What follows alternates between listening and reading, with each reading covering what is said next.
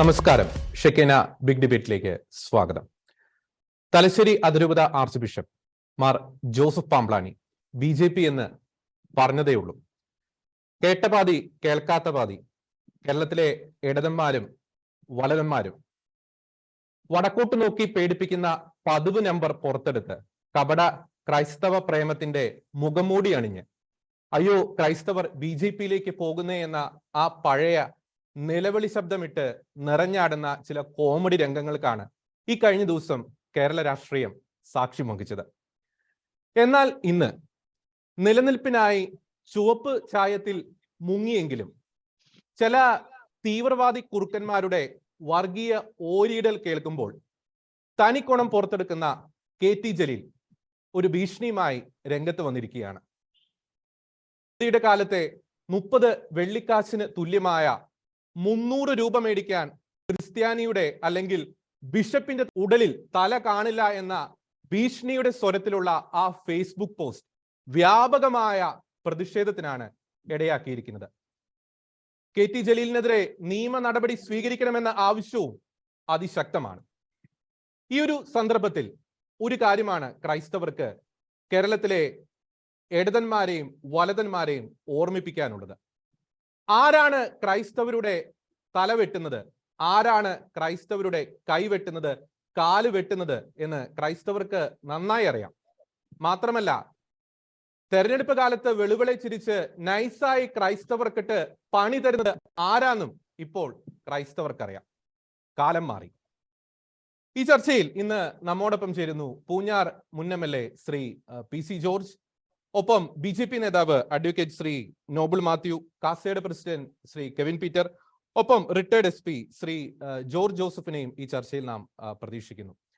ആദ്യം Shri PC George, നമുക്കറിയാം ഈ തലശ്ശേരി അതിരൂപത ആർച്ച് ബിഷപ്പ് മാർ ജോസഫ് പാംപ്ലാനിയുടെ ഈ ആലക്കോട് നടന്ന ഒരു പ്രസംഗം അങ്ങ് കേട്ട് കാണും. ഈ BJPയുമായി ബന്ധപ്പെട്ട ഒരു പരാമർശം നടത്തിയതേ ഉള്ളൂ. ഞാൻ തുടക്കത്തിൽ പറഞ്ഞതുപോലെ അത് കേട്ടതോടുകൂടി വലിയൊരു ക്രൈസ്തവ പ്രേമവുമായി ഇടതന്മാരും വലതന്മാരും ക്രൈസ്തവരുടെ മുന്നിലേക്ക് ഇറങ്ങിയിരിക്കുകയാണ്. ഇതൊരു പ്രത്യേകതരം ഒരു ക്രൈസ്തവ പ്രേമമല്ലേ ശ്രീ PC ജോർജ്? ഞാൻ ഇതിനകത്ത് കാണുന്ന തലശ്ശേരി ബിഷപ്പിന്റെ പ്രസംഗം ഞാൻ കാണുന്നത് ക്രിസ്ത്യാനിയുടെ മാത്രം കാര്യമായിട്ട് കാണുന്നില്ല. ക്രിസ്ത്യാനിയുടെ മാത്രമായിട്ട് കാണുന്നത് വെറും അബദ്ധമാണ്, മഠയത്തരമാണ്. കാരണം ഇവിടുത്തെ റബ്ബർ കൃഷിക്കാരെന്ന് പറയുന്നത് ക്രിസ്ത്യാനി മാത്രമാണ്.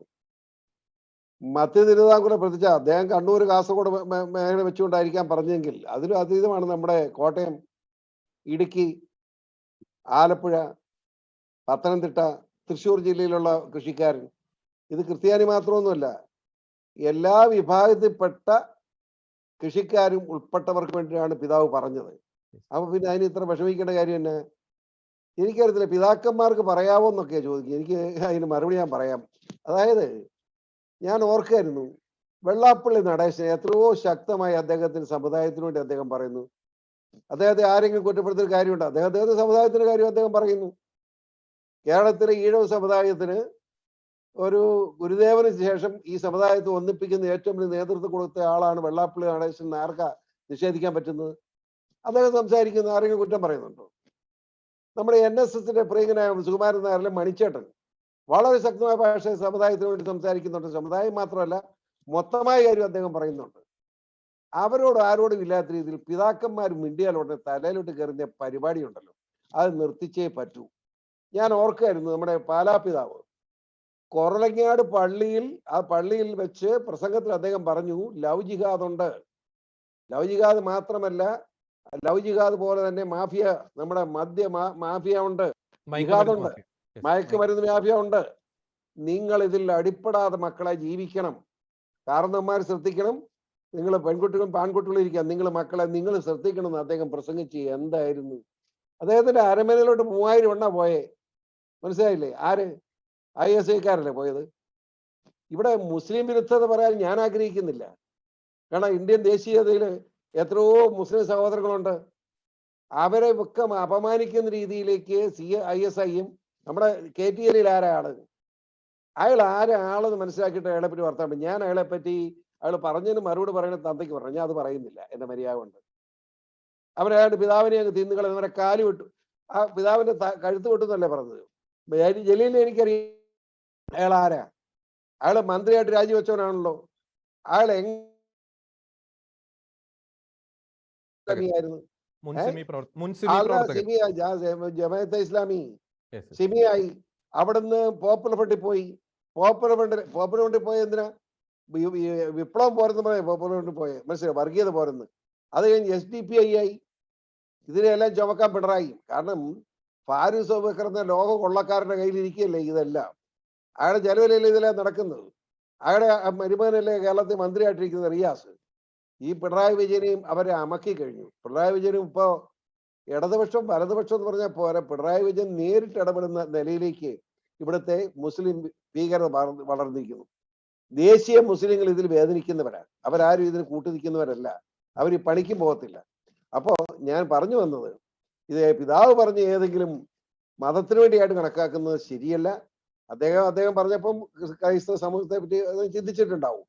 പക്ഷേ ഈ കേരളത്തിൽ നോക്കുമ്പോൾ റബ്ബർ കർഷകർ മാത്രമാണോ? ഇവിടെ ഏതെങ്കിലും കർഷകൻ കഞ്ഞി കുടിച്ച് ജീവിക്കുന്നുണ്ടോ? ഇന്ന് കടമെടുത്തവനെല്ലാം ആത്മഹത്യയുടെ പക്കത്തല്ലേ?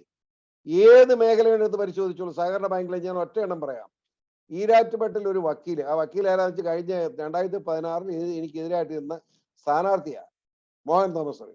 അവനോട് കഴിഞ്ഞ ദിവസം ഞാൻ ചോദിച്ചു ഈ കാര്യങ്ങൾ സംബന്ധിച്ച്. അവൻ എന്നോട് സ്നേഹം, ഒരു അനിയനെപ്പോഴാണ്, അവൻ തോറ്റനും എനിക്ക് എതിരൊന്നുമില്ല. അവൻ എന്നോട് പറഞ്ഞത് 398 99 കേസ് ഉണ്ടെന്ന് പറഞ്ഞു. ഏത്? ഈയനം കേസുകൾ മാത്രം. ആത്മഹത്യയുടെ പക്കത്തേക്ക് രക്ഷിക്കാൻ വേണ്ടി അവൻ കോടതി കൊടുത്ത കേസിലെ എണ്ണം 399 98. ഒന്ന് ആലോചിച്ച്. അതായത് ആത്മഹത്യയിലേക്ക് പോയി കഴിഞ്ഞു മനുഷ്യൻ. ഇതൊന്നും എങ്ങനെ രക്ഷിക്കും? ഇവിടെ ആകെ ഈ നില പോയാൽ ഇപ്പൊ ഈ കഴിഞ്ഞ ഒരു വർഷം കൊണ്ട് 1,60,000 ആളുകൾ ഇന്ത്യ വിട്ടു പോയി കഴിഞ്ഞാൽ, കേരളം വിട്ടുപോയി കഴിഞ്ഞു. ഇതെന്ത് ചെയ്യും? എങ്ങനെ ജീവിക്കും എന്നുള്ളതുകൊണ്ട് നിവൃത്തിയിലായിട്ടാ അപ്പോൾ പോകുന്നത്. അതായത് ശ്രീ PC ജോർജ്, അതായത് കേരളത്തിലെ ക്രൈസ്തവർക്ക് മാത്രമല്ല ഒരു സമുദായത്തിനും ഇനി ഒരു ഇടതിനിലും വലതിനിലും ഇനി പ്രതീക്ഷ അർപ്പിക്കേണ്ട എന്നൊരു കാര്യമാണ് അങ്ങ് പറഞ്ഞു വരുന്നത്. അതെ, ഈ ഇടതും കണക്കാ വലതും കണക്കാ, രണ്ടും നമ്മളെ ഉപേക്ഷിച്ചിരിക്കുന്നു. അവർക്ക് ജനങ്ങളെ വേണ്ട. ഇടത് നോക്കുമ്പോൾ ഇടതിൽ പോയാൽ വലതിൽ ചെല്ലും, വലതിൽ പോയാൽ ഇടതിൽ ചെല്ലും. ഇപ്പം കേരളം വിട്ട് ബാക്കി എല്ലായിടത്തും ഇടതും വലതും ഒന്നായാലും ഇനി കേരളം കൂടെ അല്ലേ ഒന്നാകാനുള്ളൂ. കേരളത്തിൽ രണ്ടും കൂടെ അഡ്ജസ്റ്റ്മെന്റിലല്ലേ ഭരണം നടത്തിക്കൊണ്ടിരിക്കുന്നത്. ഏതെങ്കിലും ഒരു കാര്യത്തിൽ തൻ്റെ ഇടമായിട്ട് വർത്താനം പറഞ്ഞു. നിയമസഭ പിരിഞ്ഞ എന്താ? നിയമസഭ ചർച്ച നടത്താൻ പറഞ്ഞോ? ഒരു ദിവസം നിയമസഭ ചർച്ച നടത്താനുള്ള അവസരം ഉണ്ടാക്കാതെ പിരിഞ്ഞില്ലേ? കാരണം എന്നാ? LDP UDP ഉള്ളൂ. അതിന് വിരുദ്ധമായിട്ട് ഒരു MLA ഇവിടെ ഉണ്ടായിരുന്നെങ്കിലോ ചർച്ച നടക്കില്ലായിരുന്നു. അപ്പോ വലിയ അപകടകരമായ നിലയിലേക്കാണ് പോകുന്നത്. ക്രിസ്ത്യാനി ജീവിക്കേണ്ട എന്നല്ല, മനുഷ്യൻ ജീവിക്കേണ്ട എന്ന നിലയിലേക്ക് കേരളം നീങ്ങിക്കഴിഞ്ഞു. അതിന് എന്ത് ചെയ്യാൻ കഴിയുന്നുള്ളതിനെ പറ്റി ജനങ്ങൾ കൂട്ടായിട്ട് ആലോചിക്കണമെന്ന് തന്നെ അഭിപ്രായമാണ് എനിക്ക് പറയാൻ.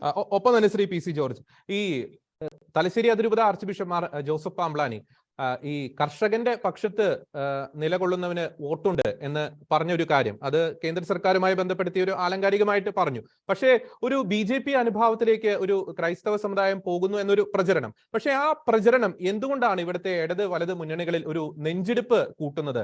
അതായത് ഒരു ക്രൈസ്തവ സമുദായത്തിന്റെ ഒരു വോട്ട് ഇനി ഒരു ഫിക്സഡ് ഡിപ്പോസിറ്റ് വോട്ടല്ല എന്നൊരു സൂചന അവർക്ക് ലഭിക്കുന്നത് കൊണ്ടാണോ? എന്തുകൊണ്ടാണ് ഇത്ര തരത്തിൽ വലിയ രീതിയിൽ ഒരു വൈകാരികമായിട്ടും ഒക്കെ പ്രതികരിക്കുന്നത്? അതിനകത്ത് അല്പം ന്യായമുണ്ട്. എന്താന്ന് ചോദിച്ചാൽ, ഞാൻ BJP-കാരനല്ലല്ലോ. ഞാനൊരു BJP-യിലെ പാർട്ടിയായിട്ട് ഒരു എനിക്ക് ബന്ധമില്ല. ഞാൻ ആത്മാർത്ഥത്തോടെ ഒരു ബന്ധവും എനിക്കില്ല. പക്ഷെ കഴിഞ്ഞ പാർലമെന്റ് തെരഞ്ഞെടുപ്പ് വന്നപ്പോൾ ഇവിടെ നമ്മുടെ സുരേന്ദ്രൻ മത്സരിച്ചു. ആ സുരേന്ദ്രൻ ഇവിടെ വന്ന് ഞാൻ പിന്തുണ കൊടുത്തു. ഞാൻ വെറുതെ അല്ല പിന്തുണ കൊടുത്തത് സുരേന്ദ്രൻ ഞാൻ ശബരിമലയിലേക്ക് 2 പെണ്ണുങ്ങളെ ചോദിച്ചുകൊണ്ട് പോയി പിണറായിയുടെ പോലീസ്. എന്താ ന്യായം?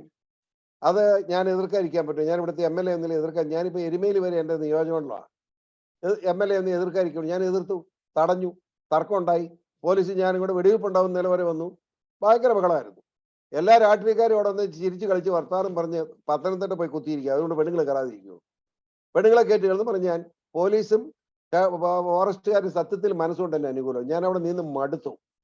ഒരു ഗ്ലാസ് വെള്ളം പോലും കുടിക്കാതെ നിൽക്കാൻ മനുഷ്യല്ല. അപ്പോൾ ആകെ എന്നെ സഹായിക്കാൻ വന്ന ഈ ആയിരക്കണക്കിന് അയ്യപ്പന്മാരുണ്ട്. അന്ന് വന്നത് ഈ സുരേന്ദ്രൻ. അതാണ് എനിക്ക് അതിനല്ലാതെ സുരേന്ദ്രനോട് എനിക്ക് ഒരു ബന്ധവുമില്ല. സുരേന്ദ്രനെ വന്ന് കെട്ടിപ്പിടിച്ച് സ്നേഹത്തോട് പറഞ്ഞു, ചേട്ടാ ഞാൻ നോക്കണം, ചേട്ടൻ റെസ്റ്റ് എടുക്കാൻ പറഞ്ഞു. ഞാൻ അങ്ങനെ തൊട്ടടുത്തുള്ള ഫോറസ്റ്റ് സ്റ്റേഷനിൽ ചെന്ന് അവരെല്ലാം കൂടെ എനിക്ക് ഇഡ്ഡലി ചായയൊക്കെ തന്ന് ഞാൻ അവിടെ ഇരുന്നു. ഒരു ഓർക്കരുതേ. അങ്ങനെ സഹായം ചെയ്ത സുരേന്ദ്രൻ പിന്നെ ഇലക്ഷന് പത്തനംതിട്ട മനസ്സിലായില്ലേ? ശബരിമല ശാസ്താവിന്റെ ഇരിപ്പിടം ഉൾക്കൊള്ളുന്ന മേഖലയിലെ പാർലമെന്റിലേക്ക് മത്സരിക്കാൻ സുരേന്ദ്രൻ വന്നപ്പോ ആ സുരേന്ദ്രനെ സപ്പോർട്ട് ചെയ്യുന്നത് ശരിയാണെന്ന് എന്റെ മനസാക്ഷി പറഞ്ഞുകൊണ്ട് ഞാൻ പിന്തുണ കൊടുത്തു. എന്തുവേണ്ടി? ഞാൻ BJP ആണെന്നും പറഞ്ഞ് LDF UDF തുടങ്ങി എല്ലാം ഒരുമിച്ചല്ല എന്നെ തോപ്പിക്കാൻ നടക്കുന്നു. 16 എല്ലാം കൂടെ ഒരുമിച്ച് കൂടിയിട്ട് ഞാൻ ജയിച്ചു 22,000 വോട്ടിന്. പക്ഷെ കഴിഞ്ഞ ഇലക്ഷൻ എന്നെ പറ്റി മുസ്ലിം കമ്മ്യൂണിറ്റിയുള്ള വോട്ടുകൾ ബ്ലോക്കായി ഒരു സ്ഥാനാർത്ഥി കൂടെ തന്നെ തോപ്പിക്കും. വിരോധികളോട്ടോ അങ്ങനെ ചെയ്തോ, ഇനിയും ചെയ്തു. ഞാൻ പറയാം, 1000 വർഗീയ സ്വഭാവത്തിൽ നിന്ന് മാറണം. ഇവിടെ ക്രിസ്ത്യാനി ക്രിസ്ത്യാനി വോട്ട് ചെയ്താൽ ജയിച്ചേനെ, അതാ രസം. SNDP വോട്ട് ചെയ്താൽ ഞാൻ ജയിക്കുമായിരുന്നു. പക്ഷെ SNDPക്ക് പറ്റിയ SNDP വെള്ളാപ്പള്ളി നടേശന്റെ അടുത്ത് പോയി ഏതാണ്ട് നുണയൊക്കെ പറഞ്ഞ് അങ്ങനെ ഞാൻ കിട്ടും. ഞാൻ ഇവരാരെയും കാണാൻ പോകാൻ പോയില്ല, വരുന്നോടത്ത് വരട്ടെ എന്ന് വെച്ചു. അത് അങ്ങനെ നിന്നു. ക്രിസ്ത്യൻ സമുദായം ഇവിടെ ഞാൻ ആരുടെ അടുത്ത് പോയി പ്രത്യേകിച്ചൊന്നും പറഞ്ഞില്ല. പക്ഷെ ക്രിസ്ത്യൻ സമുദായത്തിന്റെ ബിഷപ്പുമാരോ അച്ഛന്മാരോ പറഞ്ഞ വോട്ട് മുഴുവൻ കിട്ടണമെന്നില്ല ക്രിസ്ത്യാനിയുടെ. പലരും വിചാരിക്കും ഒരു പിതാവ് പറഞ്ഞ ഉടനെ വോട്ട് ഇങ്ങനെ ബണ്ടിലായിട്ട് ക്രിസ്ത്യാനി കിട്ടുമെന്ന്. കിട്ടുകയില്ല, ഒരിക്കലും കിട്ടുമെന്ന് ഉത്തരവാദിത്തോട് ഞാൻ പറയാം. 7 ഇലക്ഷന് അല്ല 8 ഇലക്ഷന് നിന്നവനെ 7 ജയിച്ചവനെ ഞാനാ പറയുന്നത്. ഒരു പിതാവിന്റെയും വാക്കിന്റെ അടിസ്ഥാനത്ത് വോട്ട് കിട്ടുമെന്ന് വിചാരിച്ച് നടക്കുന്നത്. പിന്നെ എന്തുകൊണ്ടാണ് ഇവർ ഇത്ര പേടിക്കുന്നത്? പിതാവിന്റെ അതാ ഞാൻ പറയാം, അത് അവരുടെ വിവരക്കേടുകൊണ്ട്. പക്ഷെ ബിഷപ്പന്മാര് പറയുന്നത് ഒരു വികാരമായി ക്രിസ്ത്യൻ സമൂഹത്തിലേക്ക് മാറുന്ന സാഹചര്യം സൃഷ്ടിച്ചാൽ അത് വോട്ടായി മാറുക. ചെക്കനേക്ക് മനസ്സിലായോ? തലശ്ശേരി ബിഷപ്പിനെ പോലെ കർഷകരെ സ്നേഹിക്കുന്ന അതുപോലെ തന്നെ ക്രിസ്ത്യൻ സമുദായത്തിൽ ഏറ്റവും മാന്യനായ ഒരു ബിഷപ്പ് എന്ന നിലയിൽ അദ്ദേഹം ഒരു വികാരപരമായ അഭിപ്രായം പറഞ്ഞാൽ ക്രിസ്ത്യാനി മുഴുവൻ യോജിക്കുന്നു മാത്രമല്ല, മുഴുവൻ മനസാക്ഷിയുള്ളവർ യോജിക്കും. അല്ലാതെ ക്രിസ്ത്യാനി മാത്രമല്ല. പിതാവിനെ കുറ്റപ്പെടുത്താൻ ഈ പറഞ്ഞ പോലെ കടക്കല. പിതാവിനെ കുറ്റപ്പെടുത്തിയാൽ LDF UDF കുറ്റപ്പെടുത്തും. അവരല്ലേലും ഒന്നിക്കാനിരിക്കുന്നവരാ. പിന്നെ ജലീല് പറഞ്ഞ വർത്തമാനം മോശമാണ്. ജലീൽ അങ്ങനെ ഒന്നും പറയരുത്. ജലീൽ ഇത്ര വൃത്തികെട്ടവനാകരുത്. ജലീലെ എനിക്കറിയാം, ഞാൻ പറഞ്ഞല്ലോ, ജമാഅത്തെ ഇസ്ലാമി കഴിഞ്ഞ് പോപ്പുലർ ഫ്രണ്ട് കഴിഞ്ഞ് നിരോധിത സംഘടന, നിരോധിതമായ പാർട്ടിയാ. നിയമസഭയെ പോലും അയാളെ ചെയ്യുന്നത് എപ്പോഴും ഒരു ക്രിസ്ത്യൻ വിരോധം അയാളെ നയിക്കുക. അയാൾ പള്ളിക്കൂടെ വേദപാഠം പഠിച്ച ഓത്തുപള്ളിക്കൂടത്തിൽ ചെന്നപ്പം ഏതാണ്ട് മുല്ലിയാക്കന്മാരാണ്ട് വിവരക്കേട് പറഞ്ഞു കൊടുത്തിട്ടുണ്ട്. അതുകൊണ്ടല്ലേ പിന്നെ ഇങ്ങനെ ക്രിസ്ത്യൻ വിരോധം വെച്ചോണ്ടിരിക്കുമോ? അയാൾ മനുഷ്യദ്രോഹിയായിപ്പോ. അയാൾക്ക് എന്ത് പറ്റി? എന്നെ കാണുമ്പോൾ എന്തോ ഒരു സ്നേഹം വന്നവര്, പക്ഷെ കയ്യിലിരിപ്പ് ഇതായതുകൊണ്ട് ഞാൻ വലിയ സ്നേഹം കാണിക്കാറില്ല. വേറെ ലീഗിന്റെ MLA മാർ, അയാൾ ലീഗിൽ നിന്ന് കുഞ്ഞാലിക്കുട്ടിയെ തോപ്പിക്കാൻ വേണ്ടി പിണറായി വിജയൻ ജാക്കിട്ടുകൊണ്ട് പോയ ആളെ ജലീല്. അത് കൂടുതൽ വർത്തമാനം പറയണ്ടല്ലോ. അയാളാണ് ഇങ്ങനെ പ്രചരണമായിട്ട് ഇറങ്ങുന്നെങ്കിൽ അത് കേരളത്തിൽ ജനങ്ങളിലേക്ക് ഭയങ്കര മോശമായ അഭിപ്രായം ഉണ്ടാവും. അത് അതിന്റെ ഫലം അനുഭവിക്കേണ്ട ഒരു തന്നെയാണ് എന്റെ അഭിപ്രായം. ഓക്കെ, വളരെ വ്യക്തമാണ്. അഡ്വക്കേറ്റ് ശ്രീ നോബിൾ, ഈ തലശ്ശേരി ആർച്ച് ബിഷപ്പ് മാർ ജോസഫ് പാംബ്ലാനിയുടെ ആ ഒരു പ്രസ്താവനയ്ക്ക് ശേഷം ക്രൈസ്തവരുടെ മുന്നിലേക്ക് BJPയെ വലിയൊരു ഭീകര സംഘടനയായിട്ടാണ് ഈ ഇടതരും വലതരും ഒക്കെ അവതരിപ്പിക്കുന്നത്. പ്രത്യേകിച്ച് വടക്കേ ഇന്ത്യയിലെ കാര്യം ഒക്കെ എടുത്തു കാട്ടിക്കൊണ്ട് ഒരു ഭീകര സംഘടനയായിട്ടാണ് അവതരിപ്പിക്കുന്നത്. ക്രിസ്ത്യാനികളെ അവരുടെ ഭാഷ കടമെടുക്കുകയാണെങ്കിൽ ക്രിസ്ത്യാനികളെ ഇത്രത്തോളം ഭയപ്പെടുത്തുന്ന ഒരു പാർട്ടിയുടെ ഒരു ഉത്തരവാദിത്തപ്പെട്ട ഒരു സ്ഥാനത്ത് ഇരിക്കുവാൻ ഒരു ക്രിസ്ത്യാനി എന്ന നിലയ്ക്ക് താങ്കൾക്ക് ഭയം തോന്നുന്നുണ്ടോ അഡ്വക്കേറ്റ് നോബിൾ? ഞാനിന്ന് അഭിനന്ദനായ പൗത്യ സംസ്കാര ചടങ്ങിനിടയ്ക്ക് അതിനുശേഷം ബഹുമാനപ്പെട്ട പാംബ്ലാനി പിതാവിനെ കണ്ട ശേഷമാണ് ഈ ചർച്ചയ്ക്ക് ഇരിക്കുന്നത്. എനിക്ക് തന്നെ BJPയെ കുറിച്ച്, രാഷ്ട്രീയ സ്വയം സേവക സംഘത്തെ കുറിച്ച് കേരളത്തിലെ LDFും UDFും കാലാകാലങ്ങളിൽ തെറ്റിദ്ധാരണകൾ പരത്തുകയായിരുന്നു ചെയ്തിരുന്നത്. എനിക്കത് മനസ്സിലായ ശേഷമാണ് ഞാൻ BJPയിൽ ചേർന്നത്. ഞാൻ ഇതിനെക്കുറിച്ച് പഠിച്ച ശേഷമാണ് BJPയിൽ ചേർന്നത്. എനിക്കിന്ന് BJP പ്രവർത്തകൻ എന്ന് പറയാൻ വളരെയേറെ അഭിമാനമുണ്ട്, ആത്മാഭിമാനമുണ്ട്.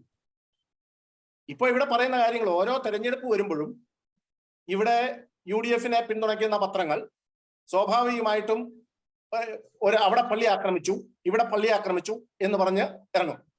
കഴിഞ്ഞ തെരഞ്ഞെടുപ്പിന്റെ സമയത്ത് അന്ന് BJP നല്ല രീതിയിൽ മുന്നോട്ട് വന്ന സമയത്താണ് ഒരു സിസ്റ്ററിനെ ആക്രമിച്ചു, പോലീസ് സ്റ്റേഷനിൽ പിടിച്ചിരുത്തി എന്ന് പറഞ്ഞൊരു പരാതി വലിയ രീതിയിൽ പ്രചരിപ്പിച്ചത്. പിന്നീട് ഞങ്ങൾ ആ പരാതിയെക്കുറിച്ച് അന്വേഷിച്ചപ്പോൾ അവിടെ നിയമപരമായ ഒരു കാര്യം ചെയ്തു, അന്നേരം തന്നെ വിട്ടു. പക്ഷെ ഇവിടെ വലിയ പ്രചരണമാണ് നടത്തുന്നത്. ഈ അടുത്ത കാലത്ത് നാരായൺപൂരിൽ അവിടെ നടന്ന ഒരു വലിയ അക്രമം, അത് BJPക്കെതിരെ തിരിച്ചുവിടുവാനുള്ള വലിയ ശ്രമം ഇവിടെ പല പത്രങ്ങളും നടത്തി. അതായത് BJP കേരളത്തിൽ ക്ലച്ച് പിടിക്കും എന്ന് കാണുമ്പോൾ ഒരു ക്രിസ്ത്യാനിയും BJPയിലേക്ക് വരാതിരിക്കാനുള്ള ശ്രമങ്ങൾ നടത്തും, ഒരു മുസ്ലിമും BJPയിലേക്ക് വരാതിരിക്കാനുള്ള ശ്രമങ്ങൾ നടത്തും. ഇത് കാലാകാലങ്ങളിൽ കോൺഗ്രസും CPM-ഉം കേരള കോൺഗ്രസും ഒക്കെ ചെയ്തുകൊണ്ടിരുന്ന. പക്ഷെ ഇപ്പൊ ആ സ്ഥിതി മാറി. ഇപ്പൊ BJPയെ കുറിച്ചുള്ള തെറ്റിദ്ധാരണകൾ അഭിമന്യ പിതാക്കന്മാർക്കും മാറിക്കൊണ്ടിരിക്കുക. ഞാനൊന്ന് പറയട്ടെ, നരേന്ദ്രമോദി ഭരിക്കാൻ തുടങ്ങിയിട്ട് ഇപ്പം 9 വർഷത്തോളം ആകുന്നു. അതിനു മുമ്പ് 10 വർഷം മൻമോഹൻ സിംഗ് ആണല്ലോ ഭരിച്ചത്. ആ മൻമോഹൻ സിംഗിന്റെ ഭരണകാലത്ത് ഇന്ത്യയിലുണ്ടായ പള്ളി ആക്രമണങ്ങളുടെ 25% താഴെയാണ് നരേന്ദ്രമോദിയുടെ ഭരണകാലത്ത് നടക്കുന്നത്. സന്യാസിനികൾക്കെതിരെയുള്ള നീക്കങ്ങൾ 10% താഴെയാണ് നടക്കുന്നത്. അപ്പൊ എങ്ങനെയാ പറയാം BJP കാരണമാണ് ഇതൊക്കെ നടത്തുന്നത്? ഒരു സർക്കാരിന്റെ കാലത്തും അത്തരം സംഭവങ്ങൾ നടക്കാൻ പാടില്ല. ഒരു സർക്കാരിന്റെ കാലത്തും അത്തരം സംഭവങ്ങൾ നടക്കാൻ പാടില്ല. അത് തീവ്രമാക്കണം. ഇത് പല സംഭവങ്ങളും ഉണ്ടാകുമ്പോഴൊക്കെ BJPയുടെ അല്ലെ രാഷ്ട്രീയ സ്വയം സേവക സംഘത്തിന്റെ തലയിൽ കെട്ടിവെക്കുന്ന പരിപാടിയാണ്. അത് മാറിക്കൊണ്ടിരിക്കുന്നു, ജനത്തിന് അത് മനസ്സിലായിക്കൊണ്ടിരിക്കുന്നു. രാഷ്ട്രീയ സ്വയം സേവക സംഘം ഒരിക്കലും വാളെടുത്ത് അങ്ങോട്ട് കയറി ആക്രമിക്കത്തില്ല. പ്രതിരോധത്തിനുള്ള നടപടികൾ മാത്രമേ അവർ സ്വീകരിക്കാറുള്ളൂ. ഇപ്പൊ കേരളത്തിലെ തന്നെ ഞങ്ങളുടെ 287 പേരെയാണ് CPM അതുപോലെ SDP പോലുള്ള സംഘടനകൾ കൊന്നത്. അങ്ങനെ കൊന്ന ശേഷം ഒന്നാമത്തെ കൊലപാതകം വാടിക്കൽ രാമകൃഷ്ണൻ കൊലപാതകം, ആ കൊലപാതകത്തിലെ പ്രതിയാണ് ബഹുമാനപ്പെട്ട പിണറായി വിജയൻ. രണ്ടാമത്തെ കൊലപാതകം നടന്നത് നമ്മുടെ അടുത്ത് കൂരാലി എന്ന് പറയുന്ന സ്ഥലത്താണ്, എലിക്കുളത്ത് കൂരാലിയില് പൊൻകുന്നം ശ്രീധരൻ നായർ. അങ്ങനെ എത്രയോ കൊലപാതകങ്ങൾ ഇവർ നടത്തിയിരിക്കുന്നു. അവിടെയൊക്കെ അതിനുശേഷം ഞങ്ങൾ പ്രതിരോധം സൃഷ്ടിക്കുകയല്ലാതെ ഞങ്ങൾ അങ്ങോട്ട് കയറി ആക്രമിച്ചിട്ടില്ല. അപ്പൊ അങ്ങനെ സംഭവം നടക്കുമ്പോൾ BJPക്കെതിരെ RSSനെതിരെ പ്രചരണം നടക്കുന്നു. പക്ഷെ ഇപ്പം ജനങ്ങളും സഭയൊക്കെ ഈ കാര്യങ്ങൾ മനസ്സിലാക്കിക്കൊണ്ടിരിക്കുന്നു. അത് മനസ്സിലാക്കാനുള്ള പ്രധാന കാരണം പോപ്പുലർ ഫ്രണ്ടിനെതിരെയുള്ള സ്വീകരിച്ച നടപടികൾ. നമ്മുടെ അമിത്ഷാജിയുടെ പോലീസ് അല്ലെങ്കിൽ നമ്മുടെ സൈനിക ഉപദേഷ്ടാവിന്റെ പോലീസ് ഇവന്മാരുടെ ഒക്കെ വീട്ടിൽ ചെന്ന ജോലിക്കാരായിട്ട് നിന്നു. അതിനുശേഷമാണ് ഇവനെയൊക്കെ പൊക്കിക്കൊണ്ടുപോയത്. ഇനിയും ഞങ്ങളാരും ഇവിടുത്തെ മുസ്ലിങ്ങൾക്കെതിരല്ല. ഞങ്ങളുടെ സംഘടന BJPയിലെ തന്നെ, ഞാൻ ന്യൂനപക്ഷ മോർച്ചയുടെ ദേശീയ ഉപാധ്യക്ഷനാണ്. ഞങ്ങളുടെ സംഘടനയുടെ അധ്യക്ഷൻ, ദേശീയ അധ്യക്ഷൻ ജമാൽ സിദ്ദിഖി, നമ്മുടെ തമിഴ്നാട്ടിലെ നേതാവ് വെല്ലൂർ സെയ്ദ്, ഭൂരിപക്ഷം 80% ആൾക്കാരും മുസ്ലിങ്ങളാണ് അവിടെ നേതാക്കൾ. അവരെ ഇവിടെ ആദ്യമേ തൊട്ട് ഇതിന്റെ പ്രസിഡന്റുമാരായിരുന്ന ആൾക്കാർ ഷാനവാസ് ഹുസൈൻ, മുക്താർ അബ്ബാസ് നഖ്വി, അബ്ദുൾ റഷീദ് അൻസാരി. അപ്പൊ അങ്ങനെയുള്ള ഒരു പാർട്ടിയെ ക്രിസ്ത്യൻ വിരുദ്ധം, BJP മുസ്ലിം വിരുദ്ധം എന്ന് ചിത്രീകരിക്കാനുള്ള ശ്രമം ഇവിടെ നടക്കുന്നു. ഇവിടെ ബഹുമാനപ്പെട്ട VC ജോർജ് സൂചിപ്പിച്ചല്ലോ ജലീലിന്റെ കഥയൊക്കെ. ജലീല് ഒരു തീവ്രവാദി എന്നതിലുപരി ഒരു ക്രിസ്ത്യൻ വിരോധിയാണ്. ആ ജലീലിനെ പഠിപ്പിച്ചു വെച്ചിരിക്കുന്ന അതാണല്ലോ. 30 വള്ളിക്കാശിന്റെ കാര്യമൊക്കെ ഇവർ പറയുന്നല്ലോ. വാസ്തവത്തിൽ നടന്നത് എന്താണ്? 2 വർഷം മുമ്പ് ഇതേ സമയത്ത് നടന്ന തെരഞ്ഞെടുപ്പിൽ 30 വെള്ളിക്കാശ്, അതായത് കൊണ്ട് യൂദാസ് യേശു കർത്താവിനെ ഒറ്റിക്കൊടുത്തതുപോലെ ഇവിടെ കിറ്റ് കൊടുത്ത് നരേന്ദ്രമോദി കൊടുത്ത സാധനങ്ങൾ പിണറായിയുടെ കിറ്റിലാക്കിക്കൊണ്ട് കേരളത്തെ ചില ജനങ്ങളെ ഒറ്റിക്കൊടുക്കുകയാണ് പിണറായിയും ഈ ജലീലും ഒക്കെ ചെയ്തത്. അതിന്റെ ഫലമാണ് ഇപ്പോൾ കേരളത്തിലെ ജനങ്ങൾ അനുഭവിച്ചുകൊണ്ടിരിക്കുന്നത്. പക്ഷെ ഞങ്ങള് പറയും, പാമ്പ്ളാനി പിതാവിനെതിരെ ജലീൽ അങ്ങനെ പറയാനും മാത്രമൊന്നും ആയിട്ടില്ല. പാമ്പ്ളാനി പിതാവിനെതിരെ പറഞ്ഞാൽ പഴയ പോലല്ല. ഇവര് പാലായില് അഭിമന്യനായ കല്ലറങ്ങാട്ട് പിതാവ് അവിടെ കുറവലങ്ങാട് മർത്താമറിയം പള്ളിയിൽ ഇവിടെ ലവ് ജിഹാദ് ഉണ്ടെന്ന് പറഞ്ഞപ്പോൾ അതിനെതിരെ വലിയ പ്രതിഷേധ പ്രകടനം നടത്തിയല്ലോ. ഞങ്ങൾ ഉണ്ടായിരുന്നു അവിടെ തൊട്ടാൽ കാണാമായിരുന്നു എന്താണ് RSS, എന്താണ് PF, പോപ്പുലർ ഫ്രണ്ട് എന്നൊക്കെ കാണാൻ സാധിക്കുമായിരുന്നു. അതുകൊണ്ട് ജലീലിനോട് മര്യാദയ്ക്ക് പറഞ്ഞേക്കാം, ഞങ്ങളൊക്കെ BJP എന്ന രാഷ്ട്രീയ കക്ഷിയിൽ പ്രവർത്തിക്കുന്നവരാ. ഞങ്ങൾക്ക് ഹിന്ദുവും ക്രിസ്ത്യാനിയും മുസ്ലിങ്ങളും എല്ലാം സബ്കാ സാത്ത്, സബ്കാ പ്രയാസ്, സബ്കാ വിശ്വാസ് എന്നാണ് ഞങ്ങളുടെ ലക്ഷ്യം. എല്ലാവരോടൊപ്പം എല്ലാവരെയും കൂട്ടിച്ചേർത്തുകൊണ്ട്, നാനാജാതി മതസ്ഥരെ ഏകോദര സഹോദരങ്ങളെ പോലെ കൂട്ടിച്ചേർന്നുകൊണ്ട്, ഒരു ചാനലിലെ മുത്തുമണികൾ പോലെ കൂട്ടിച്ചേർത്തുകൊണ്ട് ഭാരതത്തിന്റെ വികസനം, അതാണ് BJP ലക്ഷ്യമിടുന്നത്.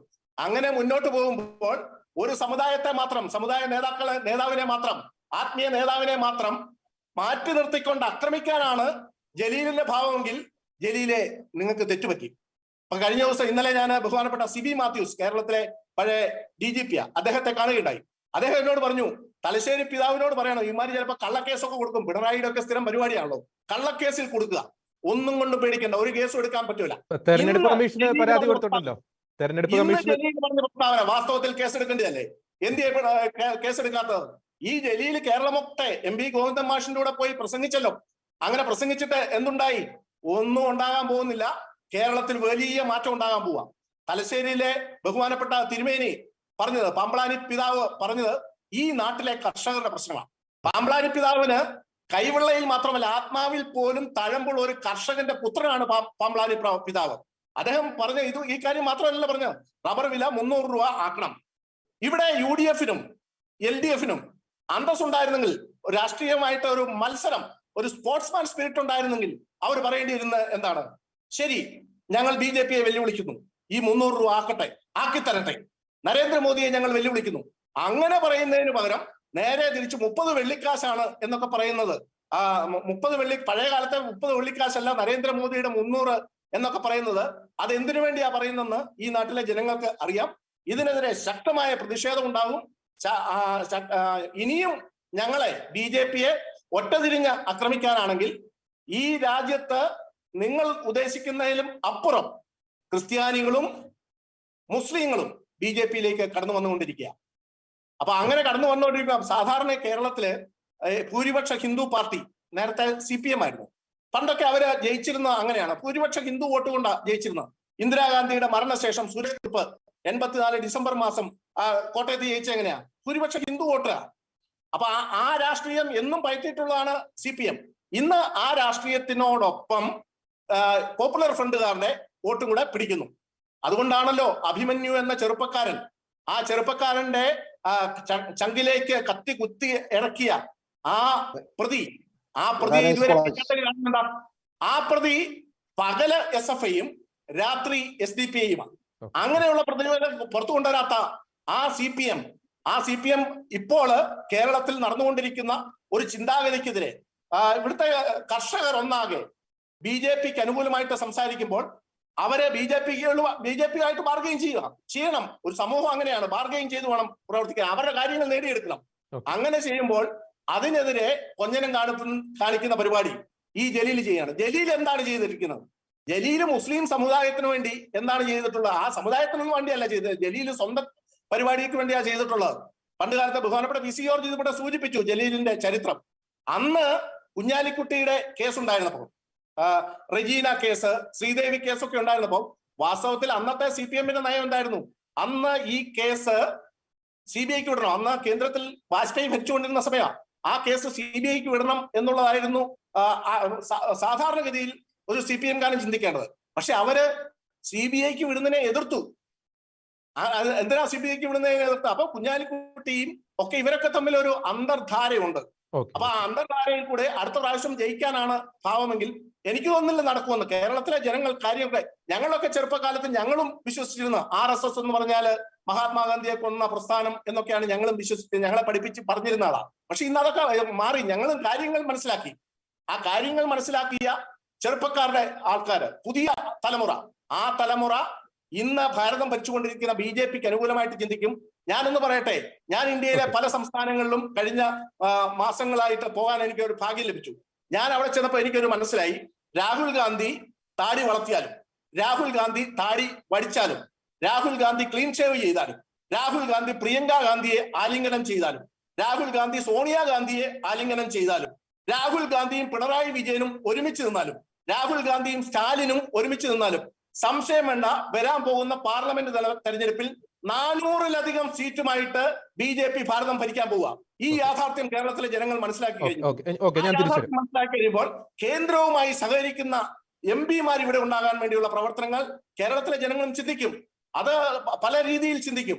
ആ ചിന്തയുടെ ഭാഗമായിട്ടാണ് ഇവിടെ ഇപ്പോൾ ബഹുമാനപ്പെട്ട പാമ്പ്ളാനി പിതാവ് ഇത്തരം കാര്യങ്ങൾ പറഞ്ഞിരിക്കുന്നത്. പാമ്പ്ളാനി പിതാവ് പറഞ്ഞിരിക്കുന്ന കാര്യങ്ങൾ നടപ്പിലാക്കുവാൻ അതിനുവേണ്ടി മോദിയെ വെല്ലുവിളിക്കാൻ വേണം ഇവർ തയ്യാറാകാൻ എന്നാണ് എനിക്ക് വിനീതമായിട്ട് പറയാനുള്ളത്. ഓക്കെ ജനങ്ങൾ ചില ഒരു മാറ്റത്തിന് വേണ്ടി ആഗ്രഹിക്കുന്നു എന്നൊരു കാര്യമാണ് അഡ്വക്കേറ്റ് നോബിൾ മാത്യു പങ്കുവച്ചത്. ശ്രീ കെവിൻ മീറ്റർ, ഏറ്റവും ഒടുവിൽ ഇന്ന് വന്ന KT ജലീലിന്റെ ഒരു പോസ്റ്റ്, ഒരു കേരളത്തിലെ തെരഞ്ഞെടുക്കപ്പെട്ട ഒരു ജനപ്രതിനിധി MLA ആണ് അദ്ദേഹം, മുൻ മന്ത്രിയാണ് അദ്ദേഹം. ആ ഫേസ്ബുക്ക് പോസ്റ്റിന്റെ ഒരു സ്വഭാവം ഒരു തീവ്രവാദ കളറുള്ള ഒരു ഫേസ്ബുക്ക് പോസ്റ്റ്, അതായത് ഉടലിൽ തല കാണില്ല എന്ന രീതിയിലുള്ള ഒരു ഫേസ്ബുക്ക് പോസ്റ്റ്. യഥാർത്ഥത്തിൽ ആ ഒരു ഫേസ്ബുക്ക് പോസ്റ്റിനെ അടിസ്ഥാനപ്പെടുത്തി നാം ഒന്ന് ചിന്തിക്കുമ്പോൾ ഈ കേരളത്തിലെ ക്രൈസ്തവ സമുദായത്തിന്റെ ഈ തലയറക്കുന്നത് യഥാർത്ഥത്തിൽ ആരാണ്? മറ്റൊരു ഉപചോദ്യം കൂടി, ഈ മോദി ഭരിക്കുമ്പോൾ എത്ര ക്രൈസ്തവരുടെ തല അറക്കപ്പെട്ടിട്ടുണ്ട് ശ്രീ കെവിൻ പീറ്റർ? ശരിക്കും എത്രയൊക്കെ നീല കളർ അടിച്ചെന്ന് പറഞ്ഞാലും നിലാവ് വരുമ്പോ കുറുക്കൻ അറിയാതെ ഓടിയിടും. അതാണ് ഇതിപ്പോ നമ്മൾ ഇന്ന് കണ്ടത്.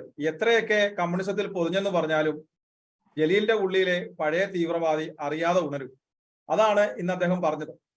അപ്പോൾ ക്രിസ്ത്യാനികൾ പരമ്പരാഗത രാഷ്ട്രീയം മാറ്റിവെച്ചുകൊണ്ട് ബുദ്ധിപൂർവം ചിന്തിക്കാൻ തുടങ്ങിയിരിക്കുന്നത് ഇവിടുത്തെ ഇടത് വലത് രാഷ്ട്രീയ കക്ഷികളെ വളരെയധികം അലോരസപ്പെടുത്തുന്നുണ്ട്.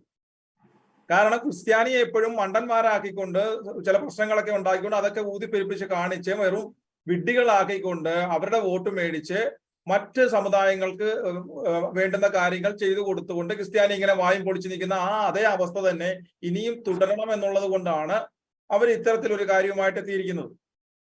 കാരണം ക്രിസ്ത്യാനി ഇനി ചിന്തിക്കേണ്ടത് സംസ്ഥാന തെരഞ്ഞെടുപ്പിനെയും ലോക്സഭാ തെരഞ്ഞെടുപ്പിനെയും രണ്ടും രണ്ടായിട്ട് കാണാൻ സാധിക്കണം. നമ്മുടെ ഒരു പ്രതിനിധി ലോക്സഭയിൽ ചെന്നാൽ മാത്രമേ നമ്മുടെ പ്രശ്നങ്ങൾ അവിടെ ഉയർത്താൻ സാധിക്കുള്ളൂ. പരമ്പരാഗത രാഷ്ട്രീയ താപ്പാനകളായിട്ടുള്ള ഇവിടുത്തെ ക്രിസ്ത്യൻ നാമധാരികളായി അല്ലെങ്കിൽ മറ്റു രാഷ്ട്രീയ പ്രസ്ഥാനങ്ങളിലുള്ളവർ ഇവിടുന്ന് പോയിട്ട് എന്താണ് ഇത്രയും കാലം ചെയ്തിട്ടുള്ളതെന്ന് നമ്മൾ കർഷകർക്കായാലും ക്രിസ്ത്യൻ സമുദായത്തിനായാലും എന്താണ് ചെയ്തിട്ടുള്ളതെന്ന് നമ്മളെല്ലാം കണ്ടിട്ടുള്ളതാണ്. അപ്പം അതുകൊണ്ട് തന്നെ ബുദ്ധിപൂർവ്വം നാം ഇനി സംസ്ഥാന തെരഞ്ഞെടുപ്പിനെയും ലോക്സഭാ തെരഞ്ഞെടുപ്പിനെയും രണ്ടും രണ്ടായി കണ്ടുകൊണ്ട് നമ്മുടേതായ ശബ്ദം അവിടെ ലോക്സഭയിൽ ഉയർത്താൻ നമുക്ക് സാധിക്കണം. അങ്ങനെ സാധിച്ചാൽ മാത്രമേ നമ്മുടെ കർഷകരുടെ പ്രശ്നങ്ങൾ അല്ലാതുള്ള പ്രശ്നങ്ങൾ ഇപ്പൊ സന്യസ്തർക്കെതിരെ ഉത്തരേന്ത്യയിൽ ആക്രമണങ്ങൾ നടക്കുന്നു എന്ന് പറയുന്നു. അത്തരത്തിലൊരു സംഭവം ഉണ്ടായാൽ പോലും അതവിടെ ഉയർത്താൻ സാധിക്കണമെന്നുണ്ടെങ്കിൽ വിവരവും വിദ്യാഭ്യാസവും ഉള്ള ഹിന്ദിയും ഇംഗ്ലീഷും അനായാസം കൈകാര്യം ചെയ്യാൻ കഴിയുന്ന പുതിയ ആൾക്കാരെ ലോക്സഭയിൽ എത്തിക്കാൻ സാധിക്കണം. അല്ലാതെ ഇന്നസെന്റിനെ പോലെ ഒരാൾ ഒരു സിനിമയിൽ അഭിനയിച്ചു എന്ന് വന്ന് പറഞ്ഞിട്ട് അദ്ദേഹം ക്യാൻസറിനെ കുറിച്ച് മലയാളത്തിൽ സംസാരിച്ചെന്ന് പറയുമ്പോൾ ഇവിടെ എന്തോ വലിയ സംഭവമാക്കി ഇവിടുത്തെ മാധ്യമങ്ങളെ തേങ്ങാ കൊലയാണ് സംഭവിച്ചത്. അവിടെ മലയാളത്തിൽ പറഞ്ഞുകൊണ്ട് എന്ത് പിണ്ണാക്കാണ് സംഭവിക്കുക? അവിടുത്തെ ബാക്കിയുള്ളവരുടെ സപ്പോർട്ട് കിട്ടണമെന്നുണ്ടെങ്കിൽ അവിടെ ആ വിഷയം ചർച്ചയാകണമെന്നുണ്ടെങ്കിൽ ഹിന്ദിയിലോ ഇംഗ്ലീഷിലോ സംസാരിക്കാൻ സാധിക്കണം. അപ്പം അത്തരം ആൾക്കാരെ രാഷ്ട്രീയ താപ്പാനകളെ മാറ്റിവെച്ചുകൊണ്ട് മാറി ചിന്തിക്കാൻ നാം തയ്യാറാകണം. അതിന്റെ ഒരു സൂചന വ്യക്തമായ നിലപാടാണ്, വ്യക്തമായ മുന്നറിയിപ്പാണ്, വ്യക്തമായ സൂചനയാണ് പളാംപ്ലാനി പിതാവ് നൽകിയത്. പിതാക്കന്മാരും വൈദികരും ഒന്നും അവരുടെ ആധ്യാത്മിക കാര്യങ്ങളിൽ മാത്രം അവർക്ക് ചെലുത്താൻ മതിയൊന്നുമില്ല. അവരുടെ വിശ്വാസികളുടെ അവരുടെ ആടുകളുടെ കുഞ്ഞാടുകളുടെ എല്ലാ വിഷയങ്ങളിലും ഭൗതിക സാഹചര്യങ്ങളിൽ ഇടപെടാനുള്ള അവകാശവും കടമയും കർത്തവ്യവും അവർക്കുണ്ട്. അതാണ് അവർ നിർവഹിച്ചത്. അപ്പൊ അതിന് ഇവർ അസഹിഷ്ണുത കാണിക്കേണ്ട കാര്യമില്ല. ഇപ്പൊ ഇന്ന് KT ജലീൽ ഭീഷണിയുടെ സ്വരത്തിൽ പറഞ്ഞല്ലോ ഉടലിന് മുകളിൽ തലയുണ്ടാവില്ലെന്ന്. കഴിഞ്ഞ ദിവസമല്ലേ ഡൽഹി ഇമാം BJPയിൽ അംഗത്വം എടുത്തത്? എന്താണ് ഇമാമിന്റെ തല കാണത്തില്ലെന്ന് പറഞ്ഞില്ലല്ലോ. ഇത് ജമാഅത്തെ ഇസ്ലാമി നേതാക്കൾ RSSുമായി ചർച്ച നടത്തി, അവരോട് പറഞ്ഞില്ലല്ലോ നിങ്ങളുടെ തല കാണില്ലെന്ന്. ഇവിടെ കുഞ്ഞാലിക്കുട്ടിയുടെ പ്രതിനിധി രഹസ്യ ചർച്ച നടത്തി RSSുമായി കഴിഞ്ഞ ദിവസം, അവരോടും പറഞ്ഞില്ലല്ലോ ജലീൽ. അപ്പോൾ ഇവരുടെ ഇപ്പൊ അബ്ദുൾ കുട്ടി BJPയുടെ ആരാണിന്ന്? അപ്പോൾ ഇതൊക്കെ ഇവരുടെ സമുദായത്തിന് നേട്ടമുണ്ടാക്കുന്ന ആൾക്കാരേക്ക് അവരത് ചെയ്യുകയും ക്രിസ്ത്യാനിയെ ഇത്തരം കാര്യങ്ങൾ കാട്ടി വിഡ്ഢികളാക്കിക്കൊണ്ട് തുടർന്ന് കൊണ്ടുപോകാമെന്നാണ് ഇവർ കരുതുന്നത്. ആ കാലം കഴിഞ്ഞുപോയി. ക്രിസ്ത്യാനി മാറി ചിന്തിക്കാൻ തീരുമാനിച്ചിരിക്കുന്നു. അതിന്റെ പ്രതിഫലനമൊക്കെ തന്നെയാണ് പറഞ്ഞത്. അത് പ്രത്യേകിച്ച് റബ്ബറിന്റെ കാര്യത്തിൽ പറഞ്ഞെങ്കിലും അതൊരു വ്യക്തമായ നിലപാട് തന്നെയാണ്. റബ്ബർ മാത്രമല്ല കർഷകന്റെ വിഷയം. ഇവിടെ കർഷകർ എന്ന് പറയുമ്പോൾ PC ജോർജ് സാർ പറഞ്ഞതുപോലെ അത് ക്രിസ്ത്യാനി മാത്രമല്ല. ഇവിടെ ഇടനിലക്കാരുണ്ട്, റബ്ബർ വെട്ടുന്നവരുണ്ട്, വിൽക്കുന്നവരുണ്ട്, എന്തിന് അന്യ സംസ്ഥാനത്തിൽ നിന്ന് വന്ന ബംഗാളിയായ തൊഴിലാളി വരെയുണ്ട് അതിനകത്ത്. അപ്പോൾ ഇത് ഒരു സമുദായത്തിന്റെ മാത്രം വിഷയമല്ല, അല്ലെങ്കിൽ ഒരു രൂപതയുടെ തലശ്ശേരിയുടെ മാത്രമേ അത് വിഷയമല്ല. ഇത് കേരളത്തിലെ മൊത്തം കർഷകരുടെ വിഷയം തന്നെയാണ്. കർഷകരുടെ വിഷയം പറയുന്നത് കേവലം റബ്ബർ മാത്രമല്ല. ഇവിടെ നികുതി കൊടുക്കുന്ന ജനത്തിനേക്കാളും പ്രാധാന്യം കൊടുക്കുന്നത് വന്യമൃഗങ്ങൾക്കാണ്. ഇവർക്ക് രാത്രിയായി കഴിഞ്ഞാൽ പുറത്തൊരു ലൈറ്റ് ഇടാൻ കർഷകന് അനുവാദമില്ല. രാത്രി വീട്ടിലേക്ക് ഇറങ്ങാൻ പറ്റും. അവന്റെ വീട്ടിലെ വിളകൾ, അവന്റെ കൃഷിയിടത്തിലെ വിളകൾ, അവരുടെ ജീവൻ, ഇതെല്ലാം വന്യമൃഗങ്ങൾ നശിക്കുന്നു. നികുതി കൊടുക്കുന്ന ഇവരെയൊക്കെ വോട്ട് ചെയ്ത് ജയിപ്പിക്കുന്ന ജനത്തേക്കാൾ കൂടുതൽ പ്രാധാന്യമാണ് വന്യമൃഗങ്ങൾ കൊടുക്കുന്നത്. മറ്റ് സംസ്ഥാനങ്ങളിൽ വനാതിർത്തി പുറകോട്ട് മാറ്റി വനാതിർത്തി നിർണയിച്ചുകൊണ്ട് നിലവിലെ വനാതിർത്തി വരെയുള്ള സ്ഥലം ബഫർ സോണായി പ്രഖ്യാപിക്കുമ്പോൾ ഇവിടെ കർഷകന്റെ അവൻ താമസിക്കുന്ന അവന്റെ വീട് പൊളിച്ചു മാറ്റിയിട്ട് അവിടം വരെ കൊണ്ട് ബഫർ സോൺ നിശ്ചയിക്കുന്നതാണ് ഇവിടുത്തെ രാഷ്ട്രീയക്കാർ ചെയ്യുന്നത്. ഈ VD സതീശനായാലും ഇടതുപക്ഷത്തുള്ളവരായാലും എന്താണ് അതിൽ നിലപാട് എടുത്തിരിക്കുന്നത് നമ്മൾ കണ്ടതാണ്. കഴിഞ്ഞ ദിവസവും പറഞ്ഞു, കേന്ദ്രം പറഞ്ഞു സംസ്ഥാനമാണ് തീരുമാനിക്കേണ്ടത് അത്തരം വിഷയങ്ങളിൽ. വന്യജീവികളെ കുറിച്ച വിഷയത്തിൽ ഒരു അനക്കവുമില്ലല്ലോ. അപ്പോൾ ഇങ്ങനെ പല വിഷയങ്ങളുണ്ട്. ബഫർ സോൺ വിഷയമുണ്ട്, വന്യജീവിയുടെ പ്രശ്നങ്ങളുണ്ട്, നാണ്യവിളകളുടെ വിലക്കുറവുണ്ട്. അപ്പോൾ ഇത്തരം വിഷയങ്ങൾ ഉണ്ടാകുമ്പോൾ ക്രിസ്ത്യാനികളുടെ പാർട്ടി എന്ന് പറഞ്ഞ് നടന്നവർ, ആ ഒരു നിലപാടിൽ അധികാരത്തിലേറിയവർ, ഇവരൊക്കെ തന്നെ നിശബ്ദത പാലിക്കുകയാണ്. ഇപ്പോൾ ക്രിസ്ത്യാനികൾക്ക് വേണ്ടി ബൈബിൾ വചനമൊക്കെ പ്രഘോഷിച്ച് ക്രിസ്ത്യാനികളുടെ കണ്ണിൽ പൊടിയിടാനായി ശശി തരൂർ എന്ന് പറയുന്ന ഒരാൾ ഉയർന്നു വരുന്നത് കാണുമ്പോൾ താൻ ഔട്ടാമോ എന്നൊരു ഭയമാണോ എന്നറിയില്ല. വി.ഡി. സതീശൻ ബൈബിളിനോടും ക്രിസ്തുമതത്തോടൊക്കെ ഭയങ്കര സ്നേഹമൊക്കെ കാണിച്ചു. ഇവിടെ ഒരു ബൈബിൾ കത്തിച്ചായിരുന്നല്ലോ, വാ തുറന്ന് സംസാരിച്ചിരുന്നു. ഇപ്പോൾ കക്കുകളി എന്ന് പറയുന്ന സന്യസ്തരെ അവഹേളിക്കുന്ന ഒരു നാടകം വന്നു. വി.ഡി. സതീശൻ എന്തെങ്കിലും പറഞ്ഞിരുന്നോ? അല്ലെങ്കിൽ ജോസ് കെ മാണി പറഞ്ഞിരുന്നോ? ഇപ്പോൾ തന്നെ തല വെട്ടുമെന്ന് പറഞ്ഞിരിക്കുന്നു. പറഞ്ഞ 300-ന് വേണ്ടി പറഞ്ഞിരുന്ന 300 രൂപയാക്കണം എന്ന് പറഞ്ഞപ്പോൾ പറഞ്ഞ ബിഷപ്പിന്റെ ഉൾപ്പെടെ ഉടലിന് മുകളിൽ തല കാണില്ലെന്ന് പറഞ്ഞിരിക്കുന്നു. പ്രതിപക്ഷ നേതാവ് ആയനക്കുമോ? സംസാരിക്കുമോ? ഇത് കെ മാണിയുടെ മകൻ ജോസ് കെ മാണി സംസാരിക്കുമോ? ഇവരുടെയൊക്കെ നിലപാട് അറിയേണ്ടതുണ്ട്. അപ്പോൾ പരമ്പരാഗത രാഷ്ട്രീയം മാറ്റിവെച്ചുകൊണ്ട് തന്നെ ക്രിസ്ത്യാനി മാറി ചിന്തിക്കുവാൻ തയ്യാറായിരിക്കുന്നു. ഇവിടെ മിസോറാം, നാഗാലാൻഡ്, മണിപ്പൂർ, ഇവിടെയൊക്കെ ഏത് ക്രിസ്ത്യാനിയുടെ തലയാണ് വെട്ടിയത്? അവിടെ ക്രിസ്ത്യാനികൾ ഭരണത്തിൽ പങ്കാളികളാണല്ലോ. അവിടെ എത്ര പേരുടെ തല വെട്ടി? ഗോവയിൽ ഭരണത്തിൽ പങ്കാളികളാണ്, അവിടെ എത്ര ക്രിസ്ത്യാനികളുടെ തലയാണ് വെട്ടിയത്? അപ്പോൾ തലയൊന്നും പോകത്തൊന്നുമില്ല. ഇതൊക്കെ പറഞ്ഞ് ഭയപ്പെടുത്തി വോട്ടൊക്കെ മറിക്കുന്ന കാലഘട്ടമൊക്കെ മാറി. ആ കാലം കഴിഞ്ഞുപോയി. അത് പഴയ കാലഘട്ടത്തിലായിരുന്നു. അതോടൊപ്പം ശ്രീ കെ ഒരു കാര്യം കൂടി, നേരത്തെ ശ്രീ പി.സി. ജോർജ് പറഞ്ഞൊരു കാര്യമാണ്, പ്രത്യേകിച്ച് ക്രൈസ്തവ സമുദായ നേതൃത്വം, പ്രത്യേകിച്ച് കത്തോലിക്ക സഭയിലെ ബിഷപ്പുമാർ ചില സത്യങ്ങൾ പറയുമ്പോൾ, നമുക്ക് 2020 പാലാ പിതാവ് മാർ ജോസഫ് കല്ലറങ്ങാട്ട് നേരിട്ട പ്രതിഷേധങ്ങൾ, അല്ലെങ്കിൽ അദ്ദേഹത്തിന് നേരിട്ട ആക്രമണങ്ങൾ, ആ ഒരു വാക്ക് നമുക്ക് യൂസ് ചെയ്യാം, സമാനമായ രീതിയിൽ ഒരു ട്രെൻഡ് തന്നെയല്ലേ ഇപ്പോൾ പാമ്പ്ലാനി പിതാവ് ചില സത്യങ്ങൾ വിളിച്ചു പറഞ്ഞപ്പോൾ പിതാവിനും നേരിടേണ്ടി വന്നിട്ടുള്ളത്. അപ്പോൾ ഈ ഒരു ആക്രമണം വരുന്നത് ഒരു കൂട്ടരുടെ ഭാഗത്തു നിന്ന്, 2020 ഇപ്പുറത്ത് 2023 ഈ ആക്രമിക്കുന്നത് ക്രൈസ്തവ സഭാ നേതൃത്വത്തെ, ക്രൈസ്തവ സമുദായത്തെ ആക്രമിക്കുന്നത് ഒരു കൂട്ടർ മാത്രമാണ്. ഒരു ക്ലിയർ ട്രെൻഡ് അല്ലേ അത്? തീർച്ചയായിട്ടും അങ്ങനെ ഒരു ആക്രമണം ഒരു ഭാഗത്തുനിന്ന് മാത്രമാണ് വരുമ്പോൾ ഇവിടുത്തെ ഭരണ പ്രതിപക്ഷങ്ങൾ ഒന്നിച്ച് നിശബ്ദരാകുകയാണ് ചെയ്യുന്നത്. അന്ന് ഈ പാലാപിതാവിനെതിരെ വിഷയമുണ്ടായപ്പോൾ പി.സി. ജോർജ് സാർ ഉണ്ടായിരുന്നു, BJP ഉണ്ടായിരുന്നു സഹായിക്കാൻ. ഇന്നും അതേ ഒരവസ്ഥ മാത്രമേ ഉള്ളൂ. ഇത്തരം വിഷയങ്ങൾ ഉണ്ടായിരിക്കുന്നു. ഈ ഒരാഴ്ചയായി ഈ വിഷയം സംസാരിക്കുന്നു. പ്രതിപക്ഷ നേതാവ് എന്തെങ്കിലും വാദം വന്നിട്ടുണ്ടോ? അല്ലെങ്കിൽ ഭരണകക്ഷിയിലെ ഘടകകക്ഷികൾ, ക്രിസ്ത്യാനികളുടെ പാർട്ടി എന്നൊക്കെ പറഞ്ഞ് ക്രിസ്ത്യാനികളെ പറ്റി ഇത്രയും കാലം നടന്നിരുന്ന ഘടകകക്ഷികൾ ആരെങ്കിലും ഒരു അക്ഷരം മിണ്ടിയിട്ടുണ്ടോ? അപ്പോൾ എല്ലാ കാലഘട്ടത്തിലും ഇത് തന്നെയാണ് സംസാരിച്ചിരിക്കുന്നത്. ഇവിടെ ഭയങ്കരമായി നടക്കുന്ന ന്യൂനപക്ഷ പ്രീണനമാണ്. ഭയങ്കരമായ ന്യൂനപക്ഷ പ്രീണനം. പക്ഷെ ആ ന്യൂനപക്ഷത്തിനകത്ത് ക്രിസ്ത്യാനി ഇല്ലെന്ന് മാത്രമേ ഉള്ളൂ. അതാണ് അതിന്റെ സത്യം. ഇവിടെ ന്യൂനപക്ഷ പ്രീണനം നടക്കുന്നുണ്ട്. രണ്ട് മുന്നണികളും ഭരണ പ്രതിപക്ഷങ്ങളും മാറി മാറി മത്സരിക്കുകയാണ് പ്രീണിപ്പിക്കാനായിട്ട്. പക്ഷെ ആ ഒരു ന്യൂനപക്ഷത്തിനകത്ത് ക്രിസ്ത്യാനി ഇല്ല. പക്ഷെ ക്രിസ്ത്യാനിയുടെ വോട്ട് വേണം. അത് വേറെ എങ്ങോട്ടും പോകാൻ പാടില്ല. ക്രിസ്ത്യാനിക്ക് ഗുണം കിട്ടുന്നിടത്തേക്ക് പോകാൻ പാടില്ല എന്നാണ് ഇവർ പറയുന്നത്. അപ്പൊ അതിനുവേണ്ടിയാണ് ഇത്തരം ഭീഷണികളുടെ സ്വരത്തിൽ സംസാരിക്കുന്നത്. അപ്പൊ ആ ഭീഷണിയൊക്കെ ടി ജലീൽ കയ്യിൽ വെച്ചാൽ മതി. ആ കാലമൊക്കെ കഴിഞ്ഞു പോയി. ഇപ്പോൾ 2047 ഇവിടെ ഇന്ത്യ ഭരിക്കാമെന്നും കേരളം ഭരിക്കാമെന്നൊക്കെ കരുതിയിരുന്നവർ ഇപ്പോൾ തീഹാർ ജയിലിൽ ഇരുന്നുകൊണ്ട് മാപ്പിളപ്പാട്ട് മൂളിക്കൊണ്ടിരിക്കുകയാണ്. അപ്പൊ അതൊക്കെ ഓർമ്മ വേണം. കാലം കടന്നുപോയി. Okay, thank you. ഓക്കെ, വ്യക്തമാണ്. ശ്രീ ജോർജ് ജോസഫ്, പ്രത്യേകിച്ച് കെ.ടി. ജലീലിന്റെ ആ ഒരു പോസ്റ്റിനെതിരെ ശക്തമായിട്ടുള്ള ഒരു വിമർശനമാണ് അങ്ങ് ഉന്നയിച്ചത്.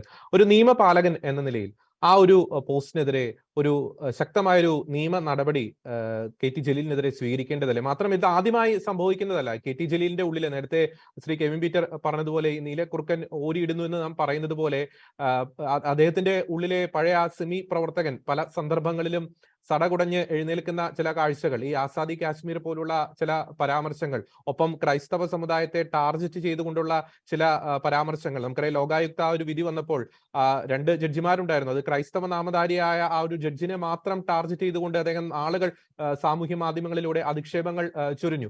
ഈ വെറും ഒരു നേതാവല്ല, ഒരു പാർട്ടിയുടെ നേതാവ് മാത്രമല്ല, ഒരു MLA കൂടിയാണ് അദ്ദേഹം.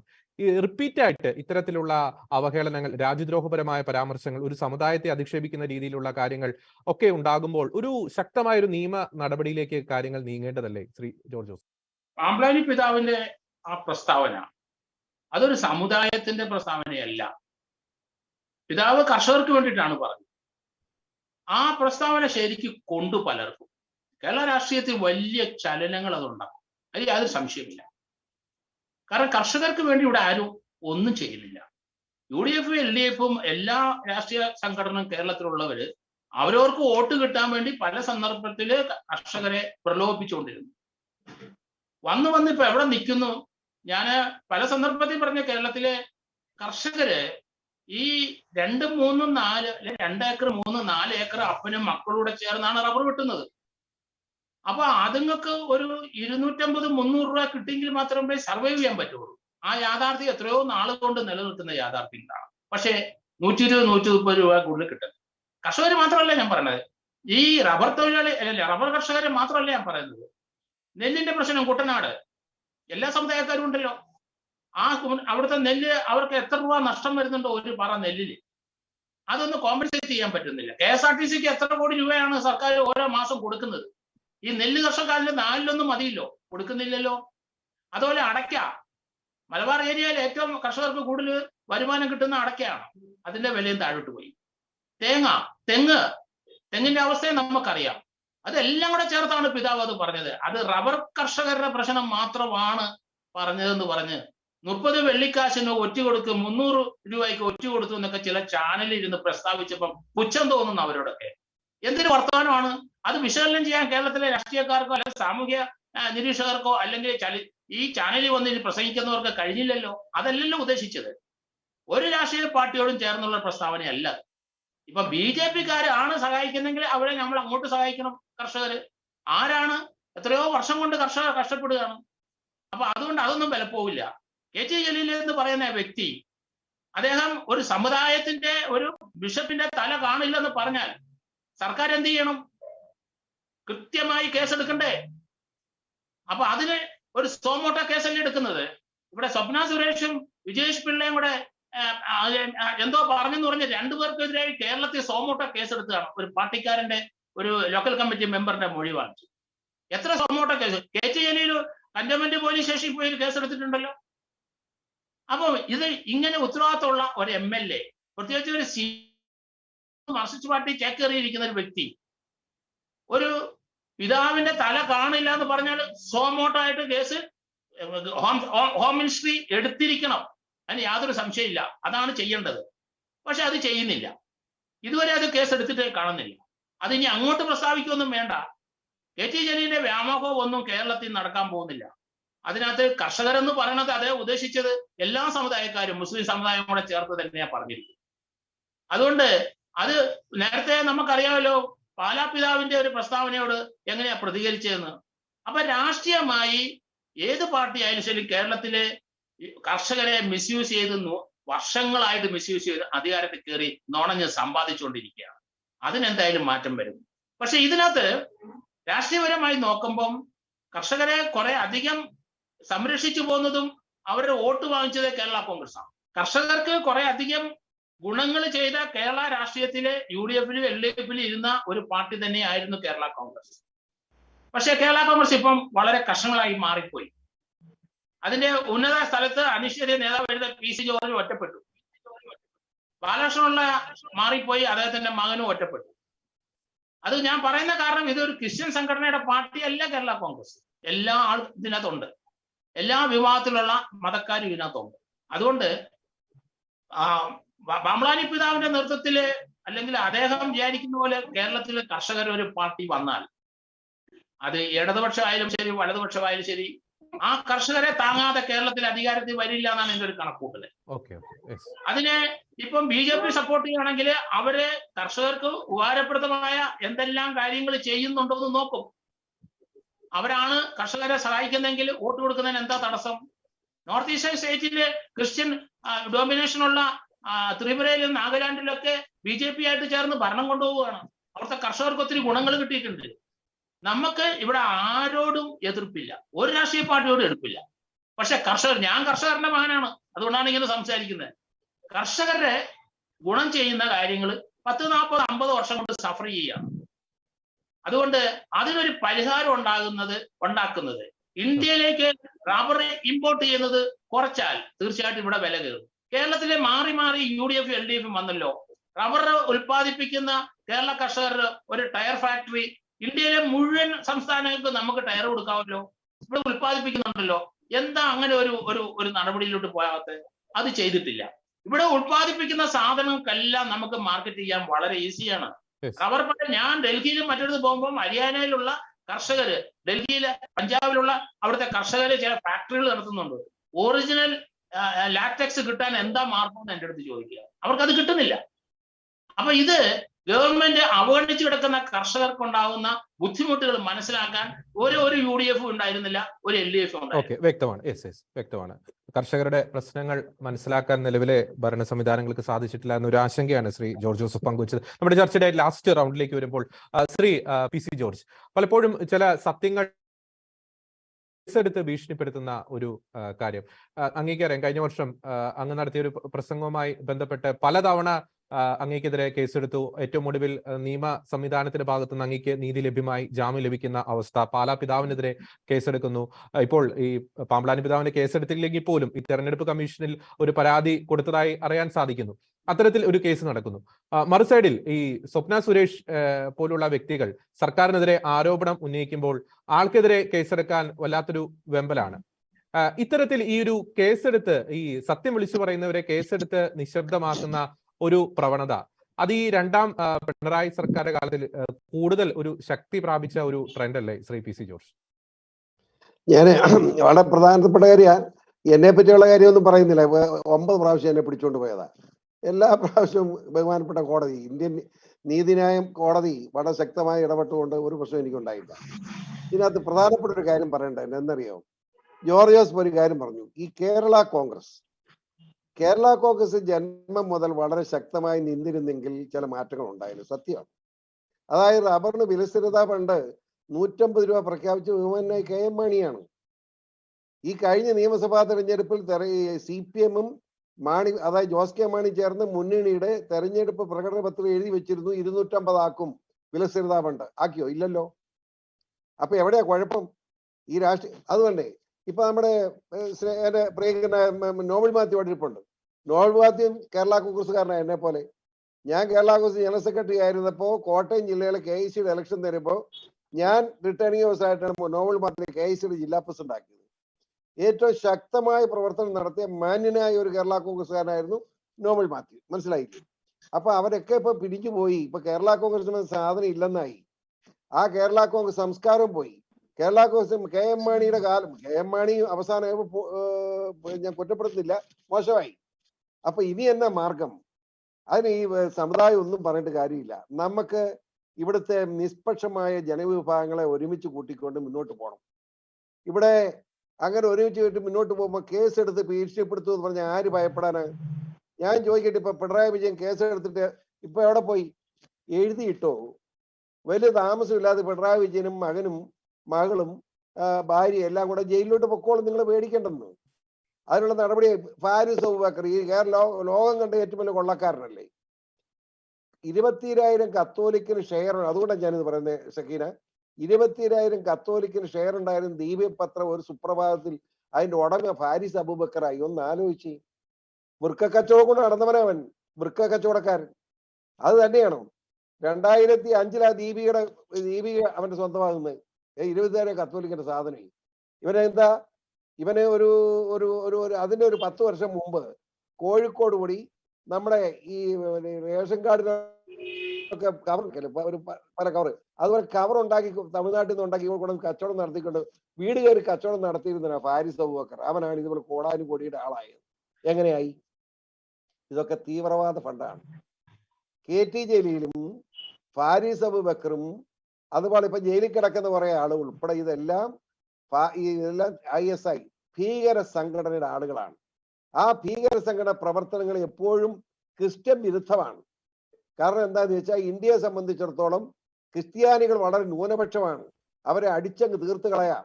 അങ്ങനെ അതെല്ലാം മുസ്ലിമായി മാറിക്കഴിഞ്ഞാൽ ഇന്ത്യ പിടിക്കാനാ പോകുന്നത്. മിക്കവാറും കിട്ടുകയല്ലേ? ആ ഇവിടെ മോദി സർക്കാരിലെ മുകളിലിരിക്കുന്നത്. മോദിയുടെ ശക്തമായ ഇടപെടൽ കഴിഞ്ഞ 2-3 ദിവസം കൊണ്ട് പാരീസ് ഓക്കർ ഒരു പരിവായിട്ടുണ്ട്. പേടിക്കണ്ട, അതൊക്കെ ചെയ്യപ്പെടുത്തിക്കോളും. നിയമം കേന്ദ്രം വളരെ ശക്തമായി ഇടപെടുന്നുണ്ട്. എനിക്കറിയാം.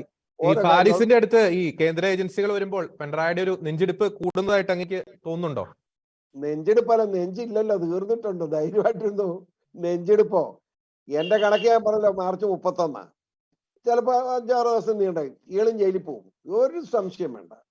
ജയിലിൽ കിടക്ക ഇന്ത്യൻ നീതിന്യായ വ്യവസ്ഥ ഉണ്ടെങ്കിൽ ജയിലിൽ കിടക്കും. മനസ്സിലായില്ലേ? അത് കിടക്കാതിരിക്കാൻ പറ്റില്ല. അയാളുടെ മകളെ ഇപ്പം ക്വസ്റ്റ്യൻ ചെയ്യും. ഇപ്പൊ ഇവനെ എന്ത് നമ്മുടെ രവീന്ദ്രൻ വിറച്ചോണ്ട് നടക്കല്ലേ? രവീന്ദ്രൻ കഴിയുമ്പോൾ മകളിലേക്കാവും. അതോടൊപ്പം ഫാരിസ് അബൂബക്കർ ഇപ്പോൾ ഒരാഴ്ചക്ക് വരാൻ പറഞ്ഞ് നോട്ടീസ് കൊടുത്തിരിക്കുക. അവൻ ഇംഗ്ലണ്ടിലുണ്ട് ഇപ്പോൾ. അവനിവിടെ വരും. അവനിവിടെ വരുമ്പോൾ അവനും ഈ പറഞ്ഞതുപോലെ ജയിലിലേക്കാവും. വിദേശ നാണയ വിനിമയമില്ലേ, ആ വിനിമയത്തിൽ തന്നെ ഭയങ്കരമായ ഫ്രോഡ് തരം കാണിച്ചിരിക്കുകയാണ് ഇവൻ. വൃക്കത്തട്ടിപ്പുകാരനാണ്, മനസ്സിലായില്ലേ? അതായത് വൃക്കത്തട്ടിപ്പുമായിട്ട് ഇരുന്ന ആളാണ് എവിടെ, നമ്മുടെ സിംഗപ്പൂർ ചിരിച്ചോണ്ടാണല്ലോ ഈ കക്ഷിനെ ഇതിന്റെ എല്ലാം കൂട്ടാളി, മനസ്സിലായില്ലേ? KT ജലീല് സിംഗപ്പൂരില് വളരെ സിംഗപ്പൂരിൽ ഉള്ള കിഡ്നി ഫൗണ്ടേഷൻ ഉണ്ടായിരുന്നു. ആ ഫൗണ്ടേഷന്റെ കള്ളക്കച്ചവടത്തിന് മുഴുവൻ നേതൃത്വം കൊടുക്കുന്ന ആളാണ് ഈ ഫാരിസ് അബൂബക്കർ. അതിന്റെ ആളുണ്ട്, അയാളിപ്പോഴും ജയിലിൽ കിടപ്പുണ്ട് അവിടെ സിംഗപ്പൂരിൽ, മനസ്സിലായില്ലേ? KT ജലീൽ അതിന്റെ ഇച്ചിരി ചില്ലറ പഠിക്കുന്നവനാ, അതാ കുഴപ്പം. KT ജലീൽ എപ്പോഴും ഫാരിസ് അബൂബക്കറിന്റെ ആളാണ്. ആ ഫാരിസ് അബൂബക്കറിന്റെ ആളെന്നല്ലേ ബിനാമിയായിട്ടാണ് മുഖ്യമന്ത്രി ഇപ്പൊ നടക്കുന്ന ഈ KT ജലീല്. അതുകൊണ്ട് ഇതൊക്കെ പിടിക്കും. ഇന്ത്യൻ ജനാധിപത്യം ഉണ്ടെങ്കിൽ മോദി ആണ് ഇന്ത്യ ഭരിക്കുന്നതെങ്കിൽ, അത് അമിത്ഷാ ആണ് കേന്ദ്രത്തിൽ ഭരിക്കുന്നതെങ്കിൽ ഇവനൊക്കെ അകത്താവും. ധൈര്യമായിട്ടോടിരുന്നു, ഒന്നും പേടിക്കണ്ട. ഇപ്പൊ ഞാൻ ചോദിക്കട്ടെ, മോദി അല്ലായിരുന്നു ഇന്ത്യൻ പ്രധാനമന്ത്രി, അമിത്ഷാ അല്ലായിരുന്നു നമ്മുടെ നോക്കുന്ന ആണെങ്കിൽ നമ്മുടെ ഗതി എന്താകുമായിരുന്നു? ഇവനൊക്കെ നമ്മളെ തിന്നുകലായിരുന്നു. ഏതായാലും പ്രത്യേക നന്ദിയുണ്ട് മോദി സർക്കാരിനോടെന്ന് പറയാതിരിക്കാൻ ഒരു നിവൃത്തിയില്ല. ഞാൻ BJP കാരനല്ല. BJP ഒരു ചർച്ചയില്ല, BJP ചേരുന്നതിനെ പറ്റി ചർച്ച ചെയ്തിട്ടില്ല. പക്ഷെ ആത്മാർത്ഥമായിട്ട് പറയാണ്, ഇത് അപകടകരമായ നിലയിൽ പോകുമ്പോൾ നമ്മളെ രക്ഷിക്കാൻ അവരേ ഉള്ളൂ. പാലാ പിതാവിന്റെ ഇവിടെ വന്ന എന്റെ മനസ്സിലെ സ്നേഹം, അവിടെ ശബരിമലയിൽ സുരേന്ദ്രൻ വന്നു. അതുപോലെ ഈ ഈരാറ്റുപേട്ടയിലെ 10,000-3000 എണ്ണം റൗഡ്സുമായിട്ട് പാലാ പിതാവിന്റെ അരമനയ്ക്ക് മുന്നിൽ കല്ലും കുറുകുടയായിട്ട് നിന്നപ്പോ ഞാൻ ഒറ്റയ്ക്ക് അവിടെ നിൽക്കുക. എന്റെ ഒരു തോക്കോട്ടായിരുന്നില്ലെന്നും ഞാൻ പറയുന്നില്ല. അവിടെ നിന്നപ്പോ 100 കണക്കിന് RSകാർ അവിടെ പാഞ്ഞെടുത്ത് എന്നെ രക്ഷിക്കാൻ, അറിയാമോ? പക്ഷെ ഞാനിപ്പോഴും അവർക്ക് നന്ദിയുണ്ട് എനിക്ക്. അന്നത്തെ BJP ജില്ലാ പ്രസിഡന്റ് ഉൾപ്പെടെ ഓടി വന്നത്, അറിയാമോ? അങ്ങനെ അവരാണ് സഹായിക്കുന്നത് നമ്മളെ. ഇങ്ങോട്ട് സഹായിക്കുന്നതിന് അങ്ങോട്ട് സഹായിക്കാനുള്ള മര്യാദ നമ്മൾ കാണിക്കണ്ടേ? പിതാവ് പറഞ്ഞതിനകത്ത് ആ അർത്ഥമുണ്ട്. അതിനകത്ത് ആരും വിഷമിച്ചിട്ട് കാര്യമില്ല എന്നാണ് എനിക്ക് പറയാം. വളരെ നന്ദി അഡ്വക്കേറ്റ് ശ്രീ നോബിൾ മാത്യു. നമ്മളെ ചർച്ചയുടെ ലാസ്റ്റ് പോയിന്റിലാണ്. നേരത്തെ അങ്ങ് സൂചിപ്പിച്ചു, ഗോവ, നോർത്ത് ഈസ്റ്റ് സംസ്ഥാനങ്ങളിൽ BJP അധികാരത്തിൽ വരാൻ സാധിക്കുന്നു. എന്നാൽ ആ സംസ്ഥാനങ്ങളെയൊക്കെ കമ്പയർ ചെയ്ത് നോക്കുമ്പോൾ സാക്ഷരതയിലൊക്കെ വളരെ ഉയർന്നു നിൽക്കുന്ന സംസ്ഥാനമാണ് കേരളം. ക്രൈസ്തവ സമുദായത്തിന് നിർണായകമായ ഒരു സ്വാധീനമുണ്ട് കേരളത്തിലെ രാഷ്ട്രീയ മണ്ഡലത്തിൽ. അത് നിഷേധിക്കാനാവാത്ത ഒരു യാഥാർത്ഥ്യം തന്നെയാണ്. പക്ഷേ എത്ര വർഷങ്ങൾ കഠിനമായി പരിശ്രമിച്ചിട്ടും എന്തുകൊണ്ടാണ് കേരളത്തില് BJP ഒന്നും പച്ചപിടിക്കാത്തത്? നമുക്കറിയാം, ഈ O രാജഗോപാൽ നിയമസഭയിൽ തെരഞ്ഞെടുക്കപ്പെട്ടു. അതിനുശേഷം കാര്യമായ ഒരു മുന്നേറ്റം അതിനുശേഷം നടത്താൻ സാധിച്ചിട്ടില്ല. വോട്ട് വിഹിതത്തിലൊക്കെ ചില മണ്ഡലങ്ങളിൽ കൂടിയിട്ടുണ്ട്, ചില മണ്ഡലങ്ങളിൽ കുറഞ്ഞിട്ടുണ്ട്. പക്ഷേ കാര്യമായിട്ടുള്ള ഒരു മുന്നേറ്റം, നിർണായകമായ ഒരു സ്വാധീനം ഇതുവരെ ഒരു കേരള രാഷ്ട്രീയത്തിൽ അല്ലെങ്കിൽ കേരള തെരഞ്ഞെടുപ്പുകളിൽ നടത്താൻ സാധിച്ചിട്ടില്ല. എന്തുകൊണ്ടാണ് അങ്ങനെ സംഭവിക്കുന്നത്? ചുരുങ്ങിയ വാക്കുകളിൽ ശ്രീ നോബിൾ മാത്യു. നമ്മുടെ കേരളത്തിലെ BJPക്ക് ഇപ്പൊ ആവറേജ് 15% വോട്ടുണ്ട്. നമ്മൾ കേരളത്തിലെ BJP മൂന്നാം കക്ഷിയാണ്. ഇന്ത്യയിലെ എല്ലാ സംസ്ഥാനങ്ങളിലെ മൂന്നാം കക്ഷികൾക്ക് 10% താഴെ വോട്ടുണ്ട്. ഇപ്പൊ ഉദാഹരണത്തിന് UP കോൺഗ്രസ് മൂന്നാം കക്ഷിയാണ്, അവർക്ക് 8% വോട്ടേ ഉള്ളൂ. ഓരോ സ്ഥലത്തും മൂന്നാം കക്ഷിക്ക് 10% താഴെ വോട്ടേ ഉള്ളൂ. കേരളത്തിൽ 15% ഉണ്ട്. ഈ രാഷ്ട്രീയത്തില് ഈ ഇങ്ങനെ ചായ സഞ്ചിക്കകത്തുനിന്ന് വെള്ളം ഇറ്റിറ്റ് വരുന്ന പോലെ ആയിരിക്കില്ല രാഷ്ട്രീയത്തില് ഒരു വിജയം ഉണ്ടാകുന്ന, ഒരു ഡാം പൊട്ടി ഒഴുകുന്ന പോലെ ഒഴുകി വന്നായിരിക്കും വിജയം ഉണ്ടാകുന്നത്. അത് കേരളത്തിൽ സാധിക്കും. അതുകൊണ്ടാണല്ലോ നോർത്ത് ഈസ്റ്റിൽ നിന്നും ഒരു കാറ്റ് വരുന്നു എന്ന് പറഞ്ഞത്. ബഹുമാനപ്പെട്ട നരേന്ദ്രമോദിജി തന്നെ പറഞ്ഞു. അദ്ദേഹം വെറുതെ ഒന്നും പറയത്തില്ല. ഞങ്ങൾ കേരളം പിടിക്കുമെന്ന് നരേന്ദ്രമോദി പറഞ്ഞാല് ഇവിടെ പിണറായി വിജയൻ പറയുന്ന പോലെ ഒന്നും അല്ല. അവിടെ നരേന്ദ്രമോദിജി പറഞ്ഞാൽ അദ്ദേഹം പലതും കണ്ട ശേഷമാണ് പറഞ്ഞിരിക്കുന്നത്. നമ്മുടെ സാധാരണ കേരളത്തിൽ ഉണ്ടാകുന്ന 2 മഴക്കാലമാണ്. ഒന്ന് സൗത്ത് വെസ്റ്റ് മൺസൂൺ, അതായത് നമ്മുടെ ഇടവപ്പാതി. അതുപോലെ തന്നെ നോർത്ത് ഈസ്റ്റ്, ആ നോർത്ത് ഈസ്റ്റിൽ നിന്ന് വരുന്നതാണ് തുലാമഴ. ഈ തുലാമഴ പെയ്യുന്നത് പോലെ കേരളത്തിൽ മാറ്റം ഉണ്ടാകും. ആ മാറ്റം ഉണ്ടാകാൻ വേണ്ടിയുള്ള ഒരു ഫൗണ്ടേഷൻ ഒക്കെ റെഡിയായി വന്നിട്ടുണ്ട്. ഇപ്പം ഇത്രയും കാലം കേരളത്തിലെ ക്രിസ്ത്യാനികളെയും മുസ്ലിങ്ങളെയും തെറ്റിദ്ധരിപ്പിച്ചുകൊണ്ടാണ് ഇങ്ങോട്ട് വരാൻ പേടിപ്പിച്ച് നിൽക്കുകയാണ്. ആ പേടിയൊക്കെ വ്യാജ പേടി മാറിയിട്ടുണ്ട്. അതിനുശേഷം ഇനി വരാൻ പോകുന്ന തെരഞ്ഞെടുപ്പിൽ നമുക്ക് ആ കാര്യങ്ങൾ ദൃശ്യമാകും. കേരളത്തിലെ ജനതയ്ക്ക് ഇപ്പം കാര്യങ്ങൾ ബോധ്യപ്പെട്ടു. നാഗാലാൻഡിലെ തെരഞ്ഞെടുപ്പ് കഴിഞ്ഞ് അവിടെ സത്യപ്രതിജ്ഞാ ചടങ്ങ് കേട്ട് കാണുമല്ലോ. അവിടെ സത്യപ്രതിജ്ഞാ ചടങ്ങ് നടക്കുന്ന സമയത്ത് ഹല്ലേലൂയ ഗീതങ്ങളാണ് അവിടെ പാടിയത്. കേരളത്തിലും അനധിവിദൂര ഭാവിയിൽ ആ രീതിയിലേക്ക് കാര്യങ്ങൾ വരും എന്നുള്ള കാര്യത്തിൽ ഒരു സംശയത്തിന്റെ കാര്യമില്ല. അതുപോലെ തന്നെ ഗോവയിലെ കാര്യം പറഞ്ഞു. ഇന്ത്യയില് BJP അടുത്ത നമ്മുടെ സ്റ്റെപ്പ് ഏകീകൃത സിവിൽ കോഡ് നടപ്പിലാക്കണം. നേരത്തെ CPM ഏകീകൃത സിവിൽ കോഡിനെ അനുവദിച്ചിരുന്ന അവരെ പിന്തുണച്ചിരുന്നവരാ. ഇപ്പൊ അവര് മാറി. എന്തിനാ? അവര് മുസ്ലിങ്ങളെ ഭയന്നുകൊണ്ട്, ഭീകര മുസ്ലിങ്ങളെ ഭയന്നുകൊണ്ട് അതിൽ നിന്ന് മാറി. എന്തിനാണ്? EMSന്റെ കാലത്ത് അന്ന് അവിടെ മലപ്പുറത്തിന്റെ മുദ്രാവാക്യം 1 കെട്ടും 10 കെട്ടും EMSന്റെ മകളെയും കെട്ടും എന്ന് മുദ്രാവാക്യം വിളിച്ചവരാ. അന്ന് EMS അതിനെതിരെ നിന്നാണ് അവര് നമ്മുടെ മുത്തലാഖിനെതിരെയാണ് EMS അന്ന് നിന്നത്. പക്ഷെ ഇപ്പം എന്താ, പിണറായി വന്നപ്പോഴത്തേനും നയം മാറിയിരിക്കുന്നു. ഇങ്ങനെ നയവ്യതിചലനങ്ങൾ ഇവർ നടത്തിക്കൊണ്ടിരിക്കുന്നതുകൊണ്ട് തന്നെ അവരുടെ പാർട്ടി തകരാറിലേക്ക് പോകും. എങ്ങനെ ആ തകരാറിലേക്ക് പോകുന്നതിന്റെ ഭാഗമായിട്ട് കേരളം പിടിക്കും. ഇപ്പം കർഷകക്ഷേമ നിയമം ഇവിടെ നടപ്പാക്കിയപ്പോൾ ഇവിടെ വലിയ കള്ളപ്രചരണങ്ങൾ നടത്തി.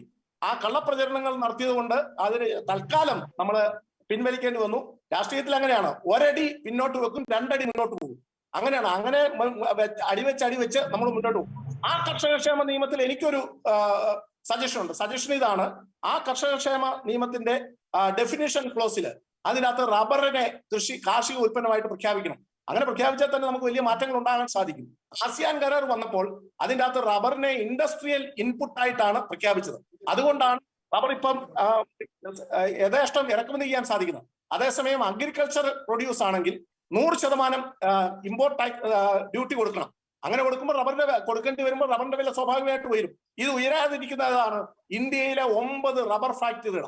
ആ 9 റബ്ബർ ഫാക്ടറികൾ, ഒരു റബ്ബർ ഫാക്ടറി ആരുടെയാണെന്നൊക്കെ ചിന്തിച്ചു. ആ ഫാക്ടറികളുടെ പിടുത്തം മൂലമാണ് ഈ റബ്ബർ വില കാലാകാലങ്ങൾ കോൺഗ്രസ് ഭരിച്ചപ്പോൾ പോലും ഇല്ല കൂടാതിരുന്നത്. അന്ന് നമ്മൾ ബഫർ സ്റ്റോക്കിനെതിരെ സമരം ചെയ്തു. ഇപ്പൊ അതൊക്കെ മാറി.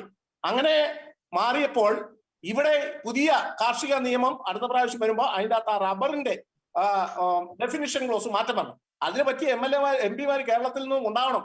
അത് ഉണ്ടാവണമെങ്കിൽ അതിന് തക്ക MP-മാർ, BJPക്ക് MP-മാരുണ്ടെങ്കിൽ അത്തരം കാര്യങ്ങളൊക്കെ മാറ്റം വരും. ഇതൊക്കെ ശുഭസൂചകമാണ്. ബഹുമാനപ്പെട്ട VC ജോർജ് പറഞ്ഞ പോലെ ഇന്ത്യ ഭരിക്കുന്നത് നരേന്ദ്രമോദിയും അമിത്ഷാജിയുമാണ്. അവരുള്ളതുകൊണ്ടാണ് ഇപ്പൊ ഇന്ന രീതിയിൽ. ഇത് അല്ലായിരുന്നെങ്കിൽ ഇന്ത്യയിലെ സ്ഥിതി എന്തായേനെ അതെല്ലാവർക്കും അറിയാം.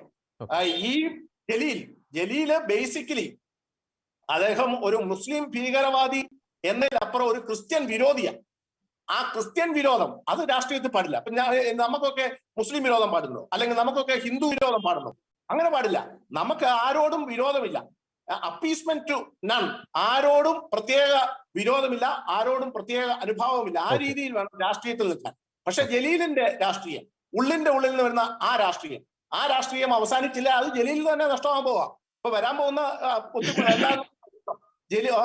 പോകുന്നത് അടുത്ത പ്രാവശ്യം ഇപ്പൊ പിണറായിയുടെ കാലശേഷം മരുമകൻ ചിലപ്പോ ആവും. ആ മരുമകനാകുന്നതോടെ ജലീലിന്റെ പ്രസക്തി അങ്ങ് പോകും.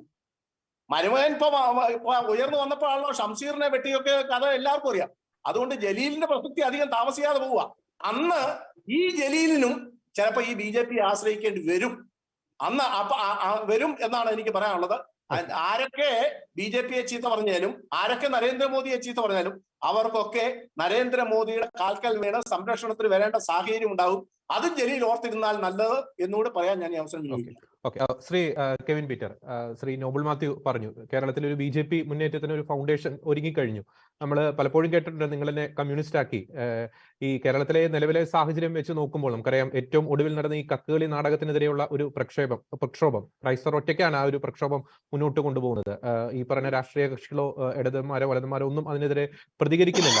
അപ്പോൾ നിങ്ങൾ എന്നെ BJP ആക്കി എന്ന ഒരു രീതിയിലേക്ക് കാര്യങ്ങൾ നീങ്ങുകയാണോ, അതോ ഈ ഇടത് വലത് BJP അതിനേക്കാൾ അപ്പുറത്ത് ഈ ആപ്പ് 2020 പോലുള്ള ഒരു സംവിധാനങ്ങളിൽ ക്രൈസ്തവർക്ക് പ്രതീക്ഷ അർപ്പിക്കാൻ സാധിക്കുമോ? ശ്രീ കെവിൻ പീറ്റർ, ചുരുങ്ങിയ വാക്കുകളിൽ.